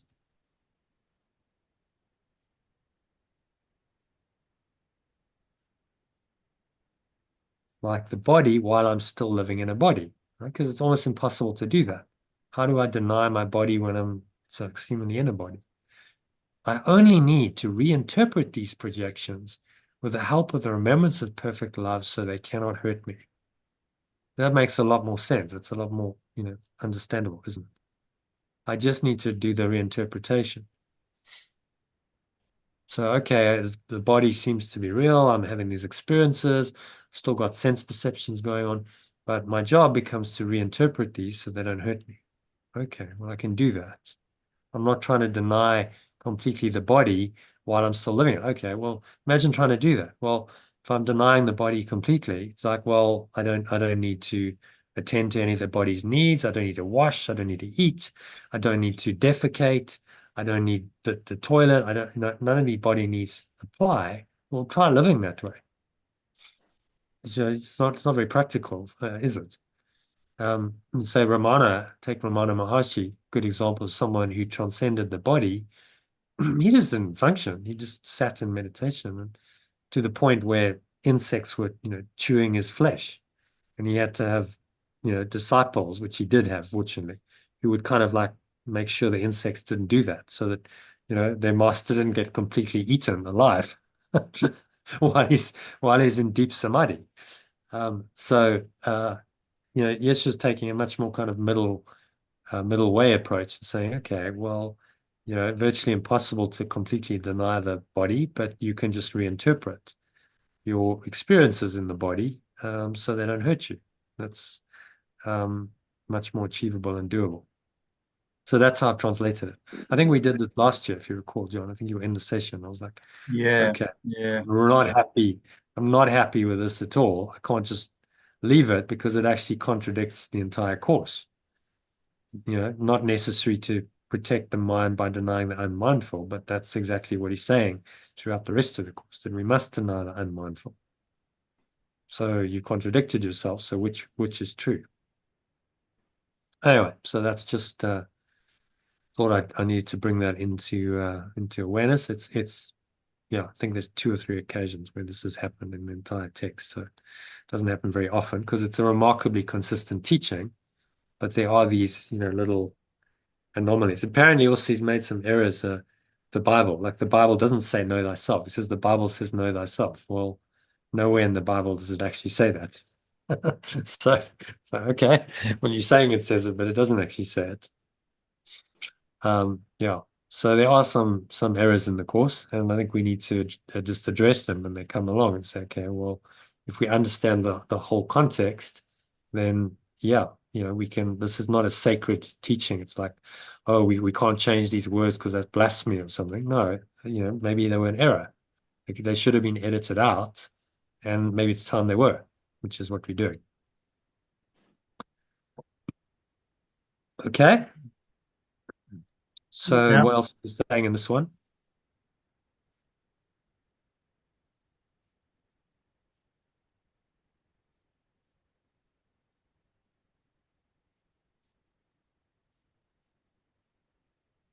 Oh, we just saying need to just to reinterpret the projections with the help of remembrance of perfect love.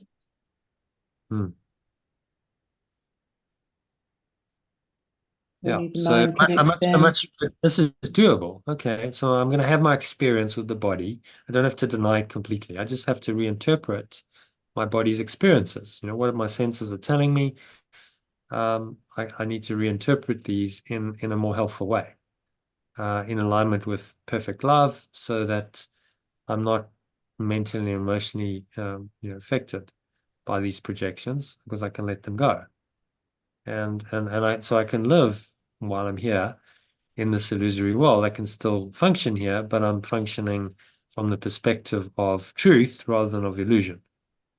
And I'm just continuously reinterpreting, everything that can seemingly hurt me. And that's what this letting go methodology is all about.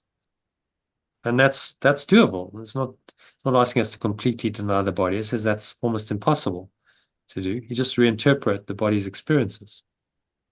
And that's doable. Okay, I can do that. As you said, this is a doable course. It's a very simple course. It's doable. It's practical, because he's not asking us to do things that we can't do. If he said you've got to completely deny the body and just spend your time in meditation and samadhi, there wouldn't be many people who could follow that. And he knows that. It's like, okay, well, I've got to give you, some teaching that helps in your practical daily life. And he knows how the world works, particularly in the Western society, that, you've got the body and perceptions, and you've got stuff to do, and you've got to deal with all of this. And this teaching must help you to do that. Okay. So any other questions, comments, or thoughts on number 3? You happy with that translation? I think you both agree. I think that's, a good translation of those terms, and much more consistent with the overall teaching. So we've done that, and of course purists might go, oh, sacrilege, you can't do that. But then, the course was edited to start with. There was lots of stuff that did get cut out. So maybe this is one of those things that should have been edited and they missed it. All right, so number 4. All material means that you accept, again, read in the alternative. All material means. All material means that I accept as remedies for bodily ills are restatements of magic principles. This is the first step in believing that the body makes its own illness. It is a second misstep to attempt to heal it through material agents. However, it does not follow that the use of such agents for corrective purposes are evil. Sometimes the illness has a sufficiently strong hold over the mind to make a person temporarily unable to let go and access the power of the the power of the at-one-ment. In this case, it may be wise for me to utilize a compromise approach to mind and body in which a material agent outside the mind is temporarily given healing belief. This is because the last thing that can help those who are not in their right mind or the sick is an increase in fear. They are already in a fear-weakened state. If they are prematurely exposed to a correction, they may be precipitated into panic. This is likely to occur when upside-down perception has induced the belief that corrections are frightening. Okay, so thoughts on that? Well, it seems to be saying that sometimes it's okay to accept material. What I'm just missing here is saying that sometimes we have to accept that people can't just move out of fear. They need something that is more on their wavelength, more in their area of belief to help them think that they're going to get better. The bit that I'm missing here is you use a temporary measure, but where is the shift, the change, the healing? Because you know what he's saying is a temporary measure can just help the person temporarily. Instead of increasing their fear, it can help them to let go of maybe some of the fear, to get into a better frame of mind, to be able to accept the at-one-ment. So there may be instances where it's wise to use this because you're just going for the full at-one-ment. They're not ready to accept that. It's gonna cause them more fear, which isn't helpful for them. What it isn't saying though is that this is an introduction to something much better, which is realignment of the mind. Yeah, well, he's kind of saying outside the mind is temporarily given healing belief. So it's the idea that it's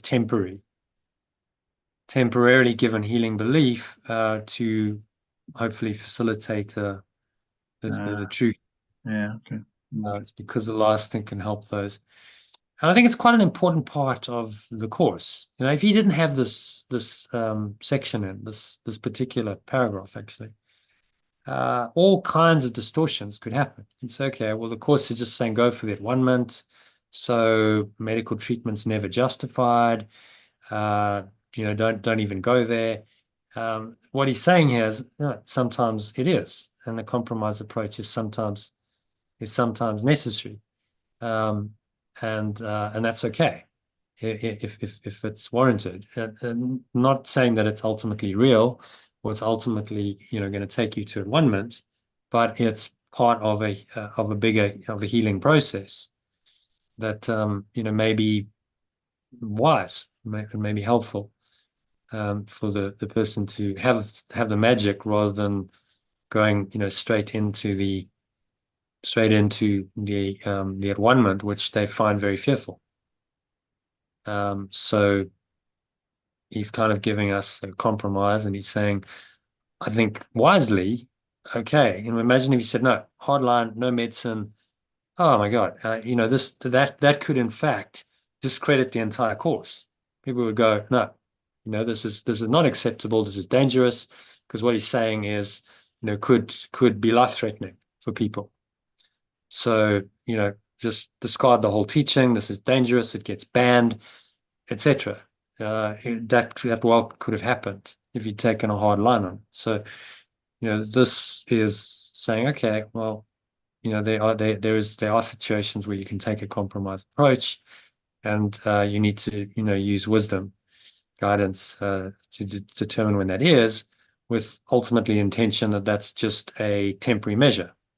It's not forever, but it's to help someone who's they're not inaccessible to their one-man. They can't use the mind to heal, to get into a better state where maybe they become more able to accept these ideas and heal through the environment.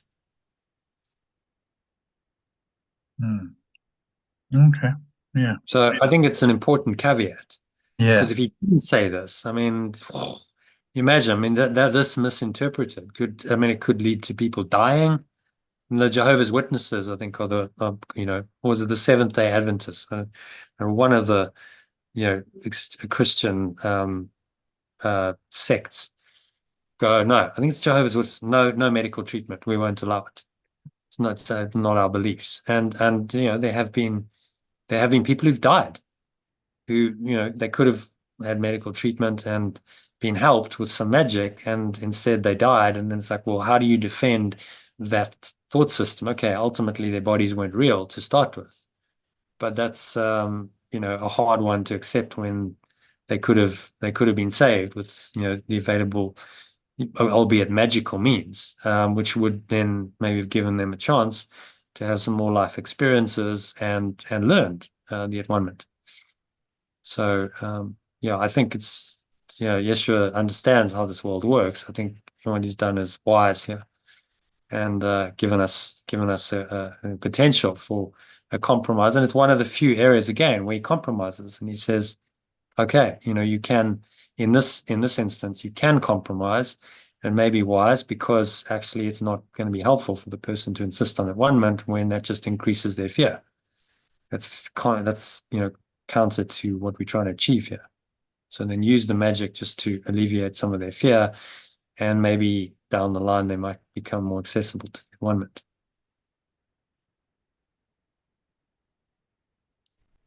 Okay, is that clear? Is that clear? Does it make sense? And why I said that?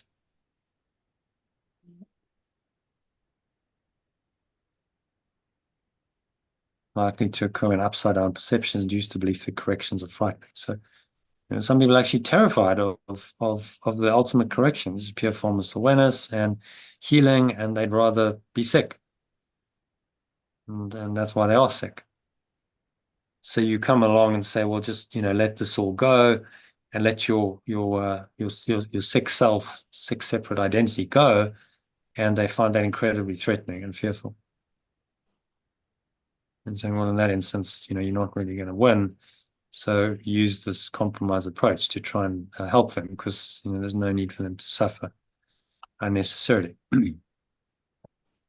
Okay, happy with that. Move on to number 5. The value of the atonement does not lie in the manner in which it is expressed. In fact, if it is used truly, it will inevitably be expressed in whatever way is most helpful to the receiver. This means that a correction, to attain its full efficacy, must be expressed in a language that the recipient can understand without fear. This does not necessarily mean that this is the highest level of communication of which he is capable.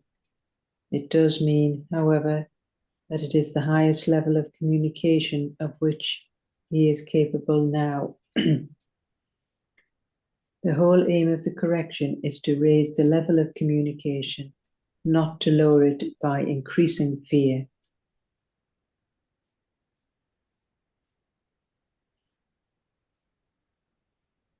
So, it's about the value of the atonement doesn't lie in the manner in which it's expressed. It's expressed in a level that's most helpful to the receiver.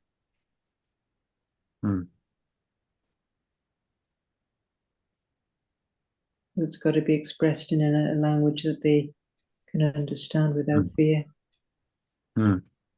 Yeah. Yeah. So Ken Wapnick actually told a story. I'll share it because it's relevant in this context, about him and Helen. So he was going over to Helen's house to do this work, translate edit the course. And he thought he was being very helpful. Helen was quite highly strung and didn't really practice the course, although she understood it intellectually. She didn't really apply it. So he went to her, and she was quite agitated and upset with someone who she thought was kind of bastardizing the teachings or something. And she was kind of doing all the stuff the course says you shouldn't do, and getting angry and projecting. So he's like, okay, well, I'll try and be truly helpful. So he said, okay, well, why don't we just do a little meditation, Helen? And he kind of guided her through using a passage from the course, and she seemed to like settle down and find some calm and be okay with it. And so, okay, so he went away going, feeling quite chuffed with himself. Okay, well, I've done the right thing. And then apparently in the middle of the night, she woke up and she was just violently angry. She said, I couldn't sleep because I was just so angry. And when he arrived the next day for the, session, she said, don't you ever do that to me again. How dare you? And so he went, okay, well, she obviously wasn't ready for it. You can't force it on someone if they're not ready. I thought I was doing good for her and helping her, but she's not open to this. So he never did it again, never tried. It's like, okay, well, that's what she's capable of. It's not the highest level of communication which they're capable, but it's what she's capable of now in her quite, obviously she had a strong ego. And he accepted that. Not to lower it. The aim is to raise the level of communication, not to lower it by increasing fear. Yeah. So also kind of wise saying, don't communicate to someone in a way that, yes, it might be ultimately true, but they can't accept it. It must be expressed in language the recipient can understand without fear. Another example, Yeshua was good at this in his teaching when he was walking and doing his ministry, in that, he didn't talk about metaphysics very much. He didn't talk about the illusion very much to people because they wouldn't understand it. What he did teach was parables. He taught through stories, parables, which they could understand and accept without fear. So he was able then to communicate to the masses and get through to them on a level that he wouldn't have if he talks about, the illusion and it's all this entire world is false. And he understood that was not, that would probably increase their fear and it wouldn't really be accepted. He probably taught that to his disciples to a point, but even they didn't really understand, as he said. So he just taught at the level that people were willing to, were able to accept, which is what any good teacher does. He met them where they were, and then tried to raise them up into a higher level. And then that's kind of what he's doing with the course. He's saying, okay, this isn't the ultimate level, it's not ultimate truth, but he's meeting us where we are, and then he's helping us through this process to raise ourselves up out of that level into higher and higher levels, ultimately to go beyond levels entirely. And he's saying, this is what we should do. Yeah, very insightful. Yeah, so I think, there's two important caveats here in this section about healing.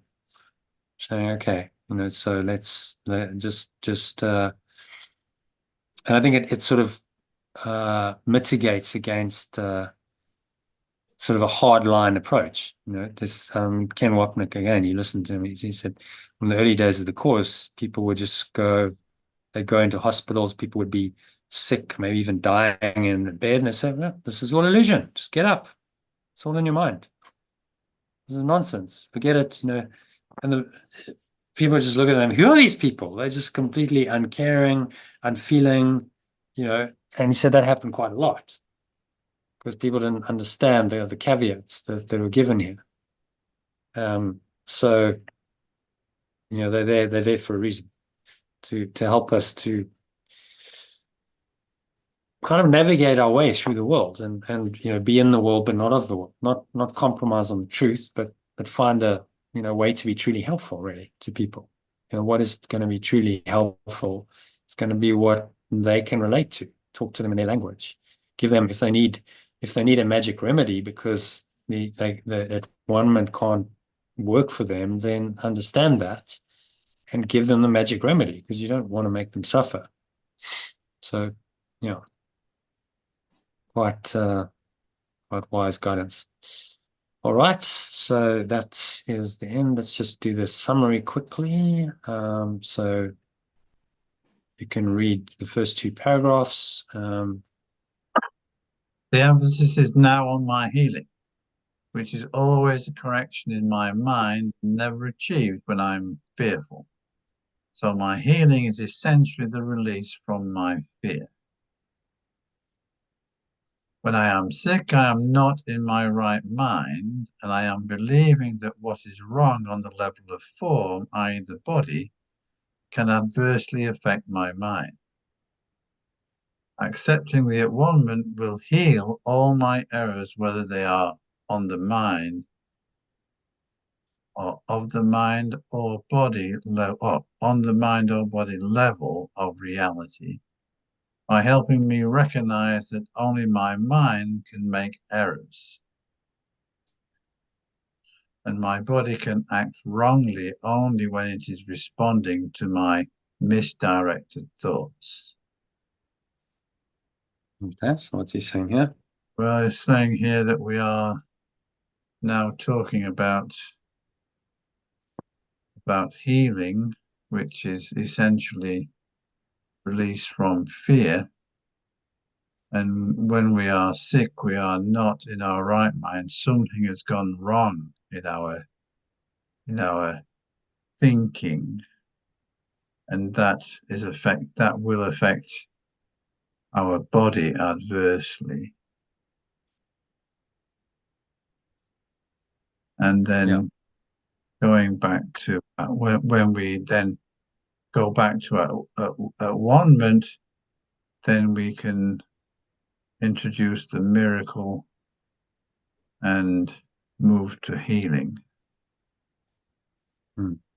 through readjustment of our mind. The first paragraph is saying emphasis now on healing, which is just a correction in my mind, and all healings is the release from fear. That's a very important point. So healing releases fear. Fear is part of the ego, the separate self. So healing involves the undoing of the separate self, and it's guilt, fear, and attack thoughts. Okay, next one, Elaine. If I'm sick, I must believe in magic. If I am sick, I must believe in magic, which is the belief there is a creative ability in matter which my mind cannot control.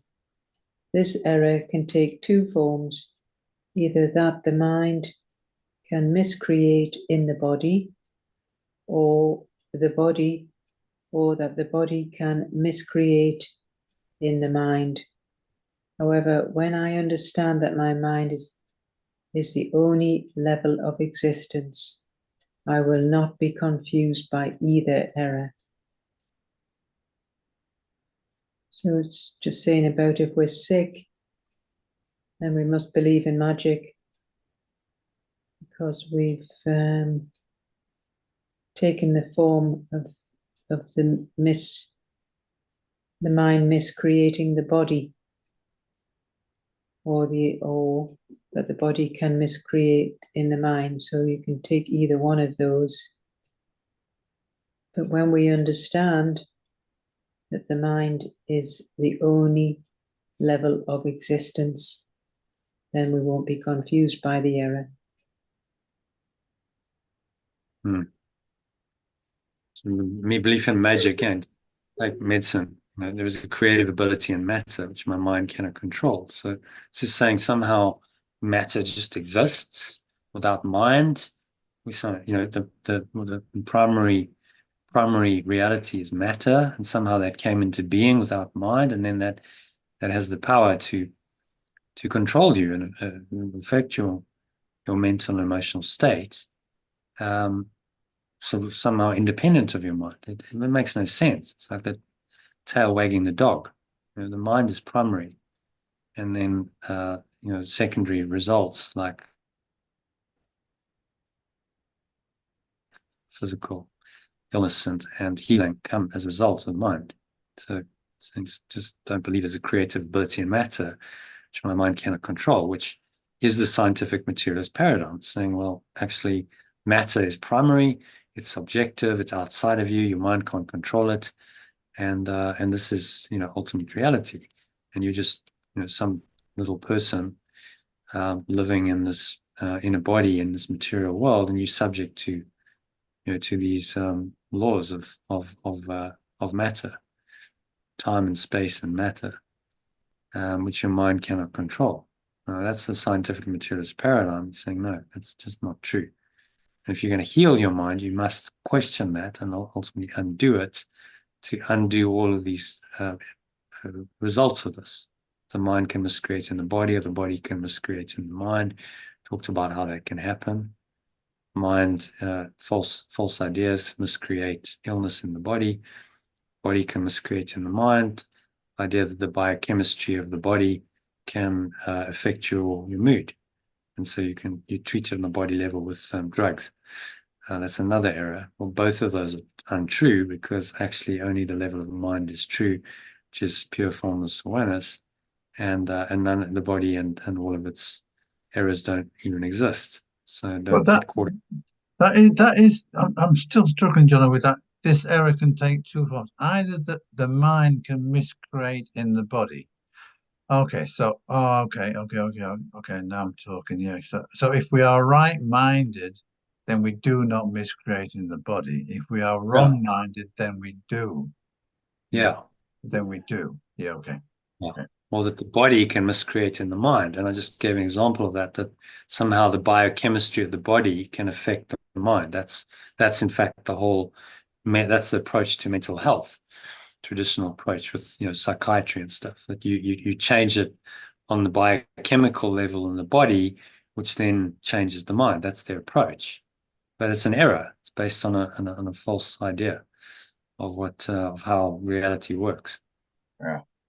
Saying neither error need occur when you understand that actually only mind is true. Only mind is primary. I just want to fix something, actually. So I forgot about it. And before I forget entirely, we go on to this, and I don't do it for another year. So this is a help of the mind. I think it's in here. Yeah. So when I understand that I'm just going to change that to mind. I'm going to leave that as capital mind. When I understand my mind, only level of being cannot extend beyond itself. I need not be confused by either error, because I understand that there's only mind, capital mind, which is being. Only that's true, and the body doesn't even exist. So neither error is actually meaningful, because the body is not true. Okay, so let's go back to here. So my body is a learning device for my mind. My body is a learning device for my mind, and its purpose is merely to facilitate my learning. The worst my faulty use of this learning device can do is to fail to facilitate my learning, because it is not inherently open to misinterpretation.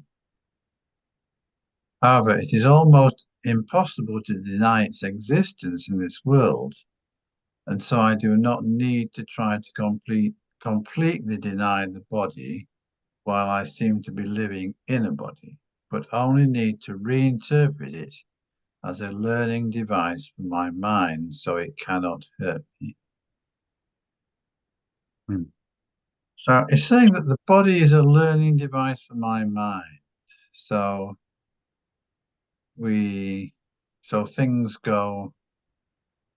things happen in our body. We use our body to do things, and they are part of and actually that's part of our.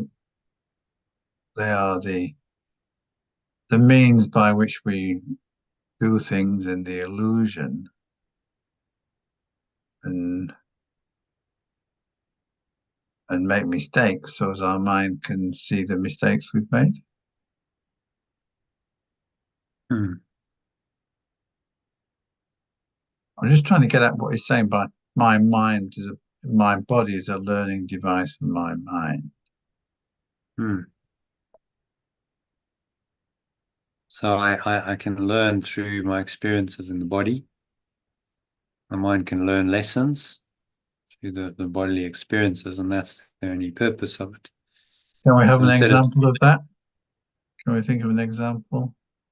yeah, well, so like let's say I have an illness. I'm talking about physical illness. I have an illness, like I need to money. Okay, so like my cancer is a manifestation of my entrenched negative thinking. She was very anxious, she was very stressed, and then she realized by through the illness what she had been doing to herself, and she let that go, and so her body healed when her mind healed, and it was all part of a lesson. She learned a profound lesson through the cancer, which she wouldn't have otherwise learned.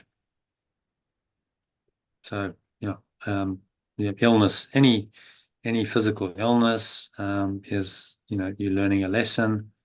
Any pain, any suffering, any negative body conditions, there's a lesson to be learned. The body can also give you experiences. You can have, you can go places, you can meet people, you can see things, you can do things in the body that give you an experience from which you can learn. Right now, you hear, you listen, the body senses have brought you here. You can hear my voice, you can hear other people's voice. It's all part of the learning that the body facilitates. So yeah, the body facilitates an experience in this world that is for our learning to ultimately help us atone. Is that clear? Yeah. Okay, moving on then. I try to heal the body through material agents. If I try to heal the body through material agents, i.e., medicine, it reinforces the power of magic. However, sometimes an illness may have a sufficiently strong hold over someone's mind to make the person temporarily unable to let go and access the power of the at-one-ment, in which case it may be wise to take a compromise approach to mind and body, in which a material agent is temporarily given healing belief. And so that's the caveat we talked about. Yeah. That it's not accessible. You can use magic as a temporarily. It's not saying it's the ultimate answer, but it can help them to hopefully find their way ultimately to at-one-ment. And that often happens. If you look at what a lot of people's path to spiritual awakenings, they wake up through physical illness, and then they go on a mission to improve their physical health and well-being, and so they use various magic agents as part of that. May not be allopathic medicine, but they may do whatever detoxes.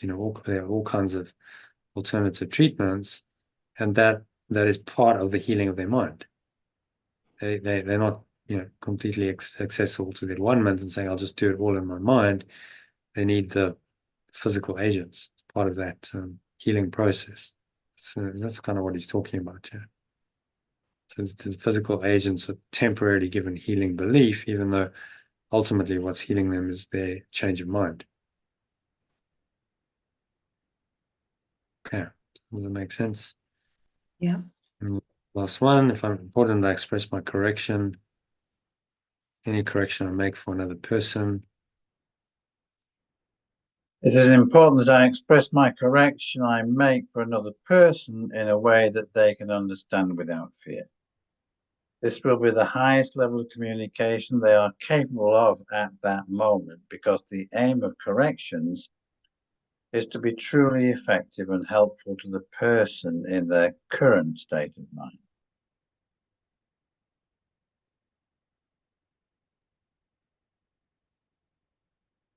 Yeah, what's on that? Yeah, saying that we have to be careful that if we are to help someone, we need to help them at their level, not think that we can be almighty about it. What's truly helpful for them? That's the question, and then give it accordingly, because that's what love would do. And that's not the ultimate level. That's what they're capable of at that point. And again, Yeshua he's a master at it. He helped people on the level they were at. He didn't necessarily teach them about the full at-one-ment or the metaphysics of it, but he helped them in a way that was meaningful and helpful to them. Often that meant physical healing. But you always say, well, your sins are forgiven as well. So he would help them release themselves, free themselves. I think what we're saying here is that two people may have the same illness and turn to magic as a cure, of a form of magic. In one case, the magic will seemingly work if they also change their mind. In this case, it may not work because they don't change their mind.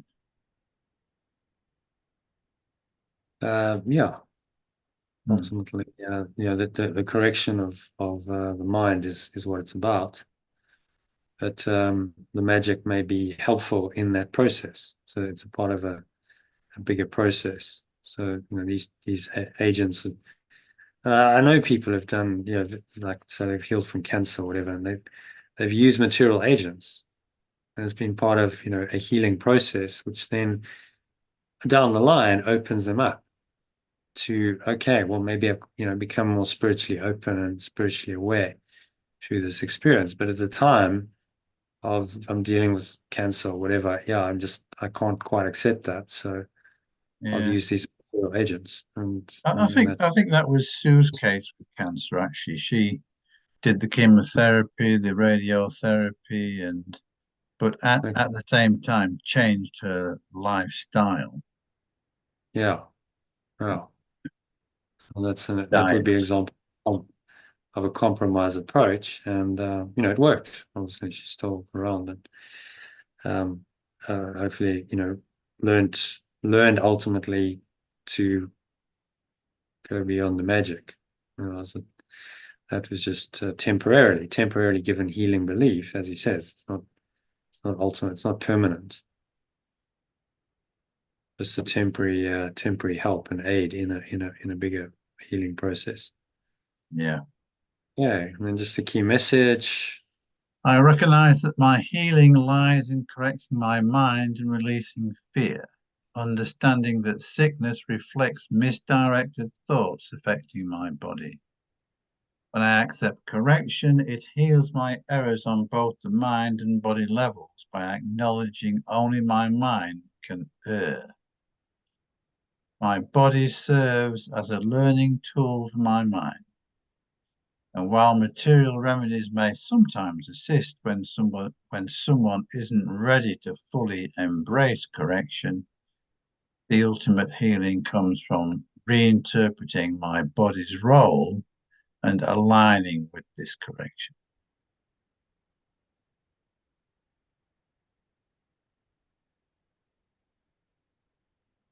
Let's change that. Learning tool, a learning device.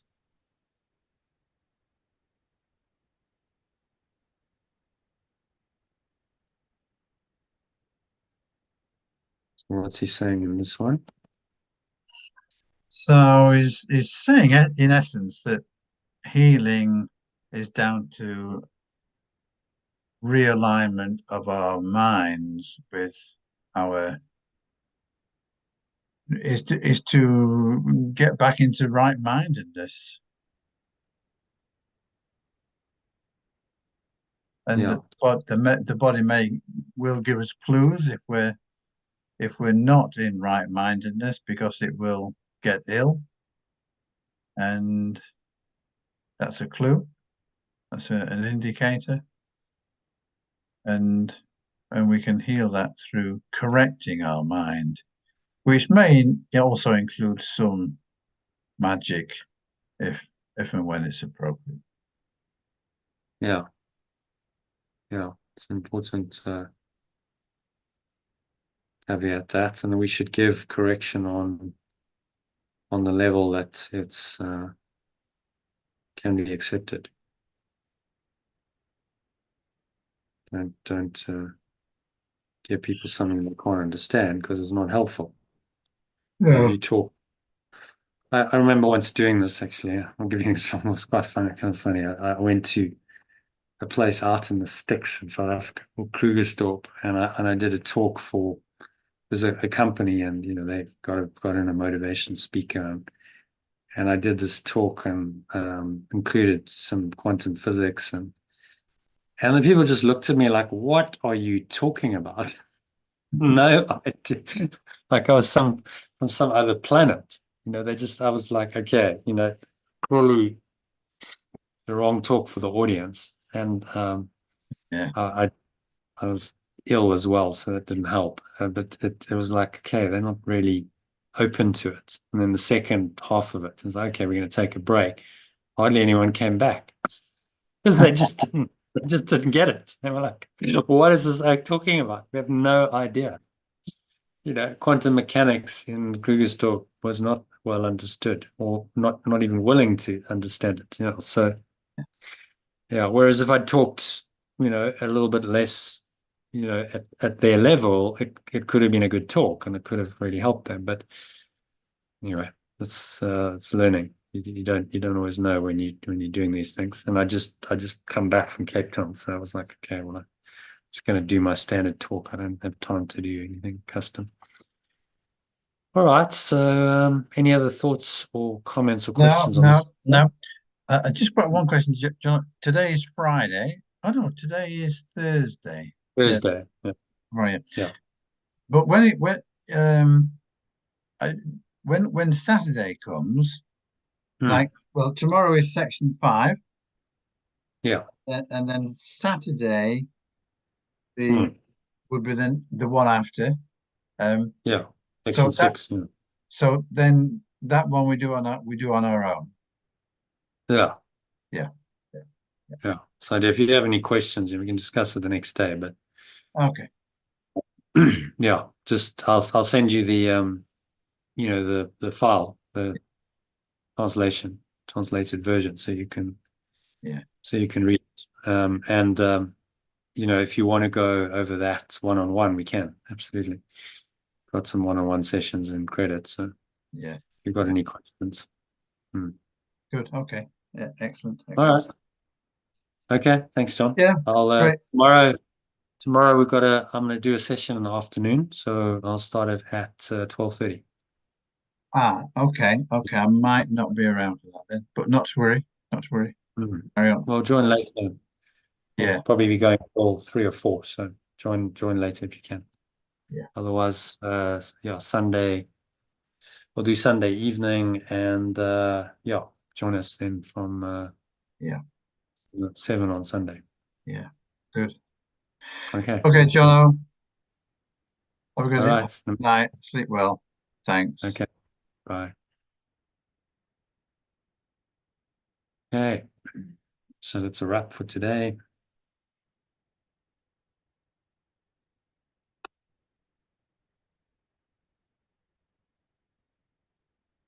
Thanks to Elaine and John for joining. And if you enjoyed the live stream, then subscribe to the channel to get notified whenever we go live or I post videos, which is 6 days a week. And also join us in one of my masterclasses. Go to theaolg.com to sign up to that and join us for the next masterclass. Free registration, and you'll get some bonuses when you do that. And if you enjoyed some of the teaching, I showed you the email with a daily quote and the mind training lesson, then you can get that material sent to you via Telegram. So go to lifepool.com and enter your mobile phone number to use for Telegram, and I'll add you to a group, and you can receive the information. So thanks for joining, watching, and I hope to catch you on the inside soon.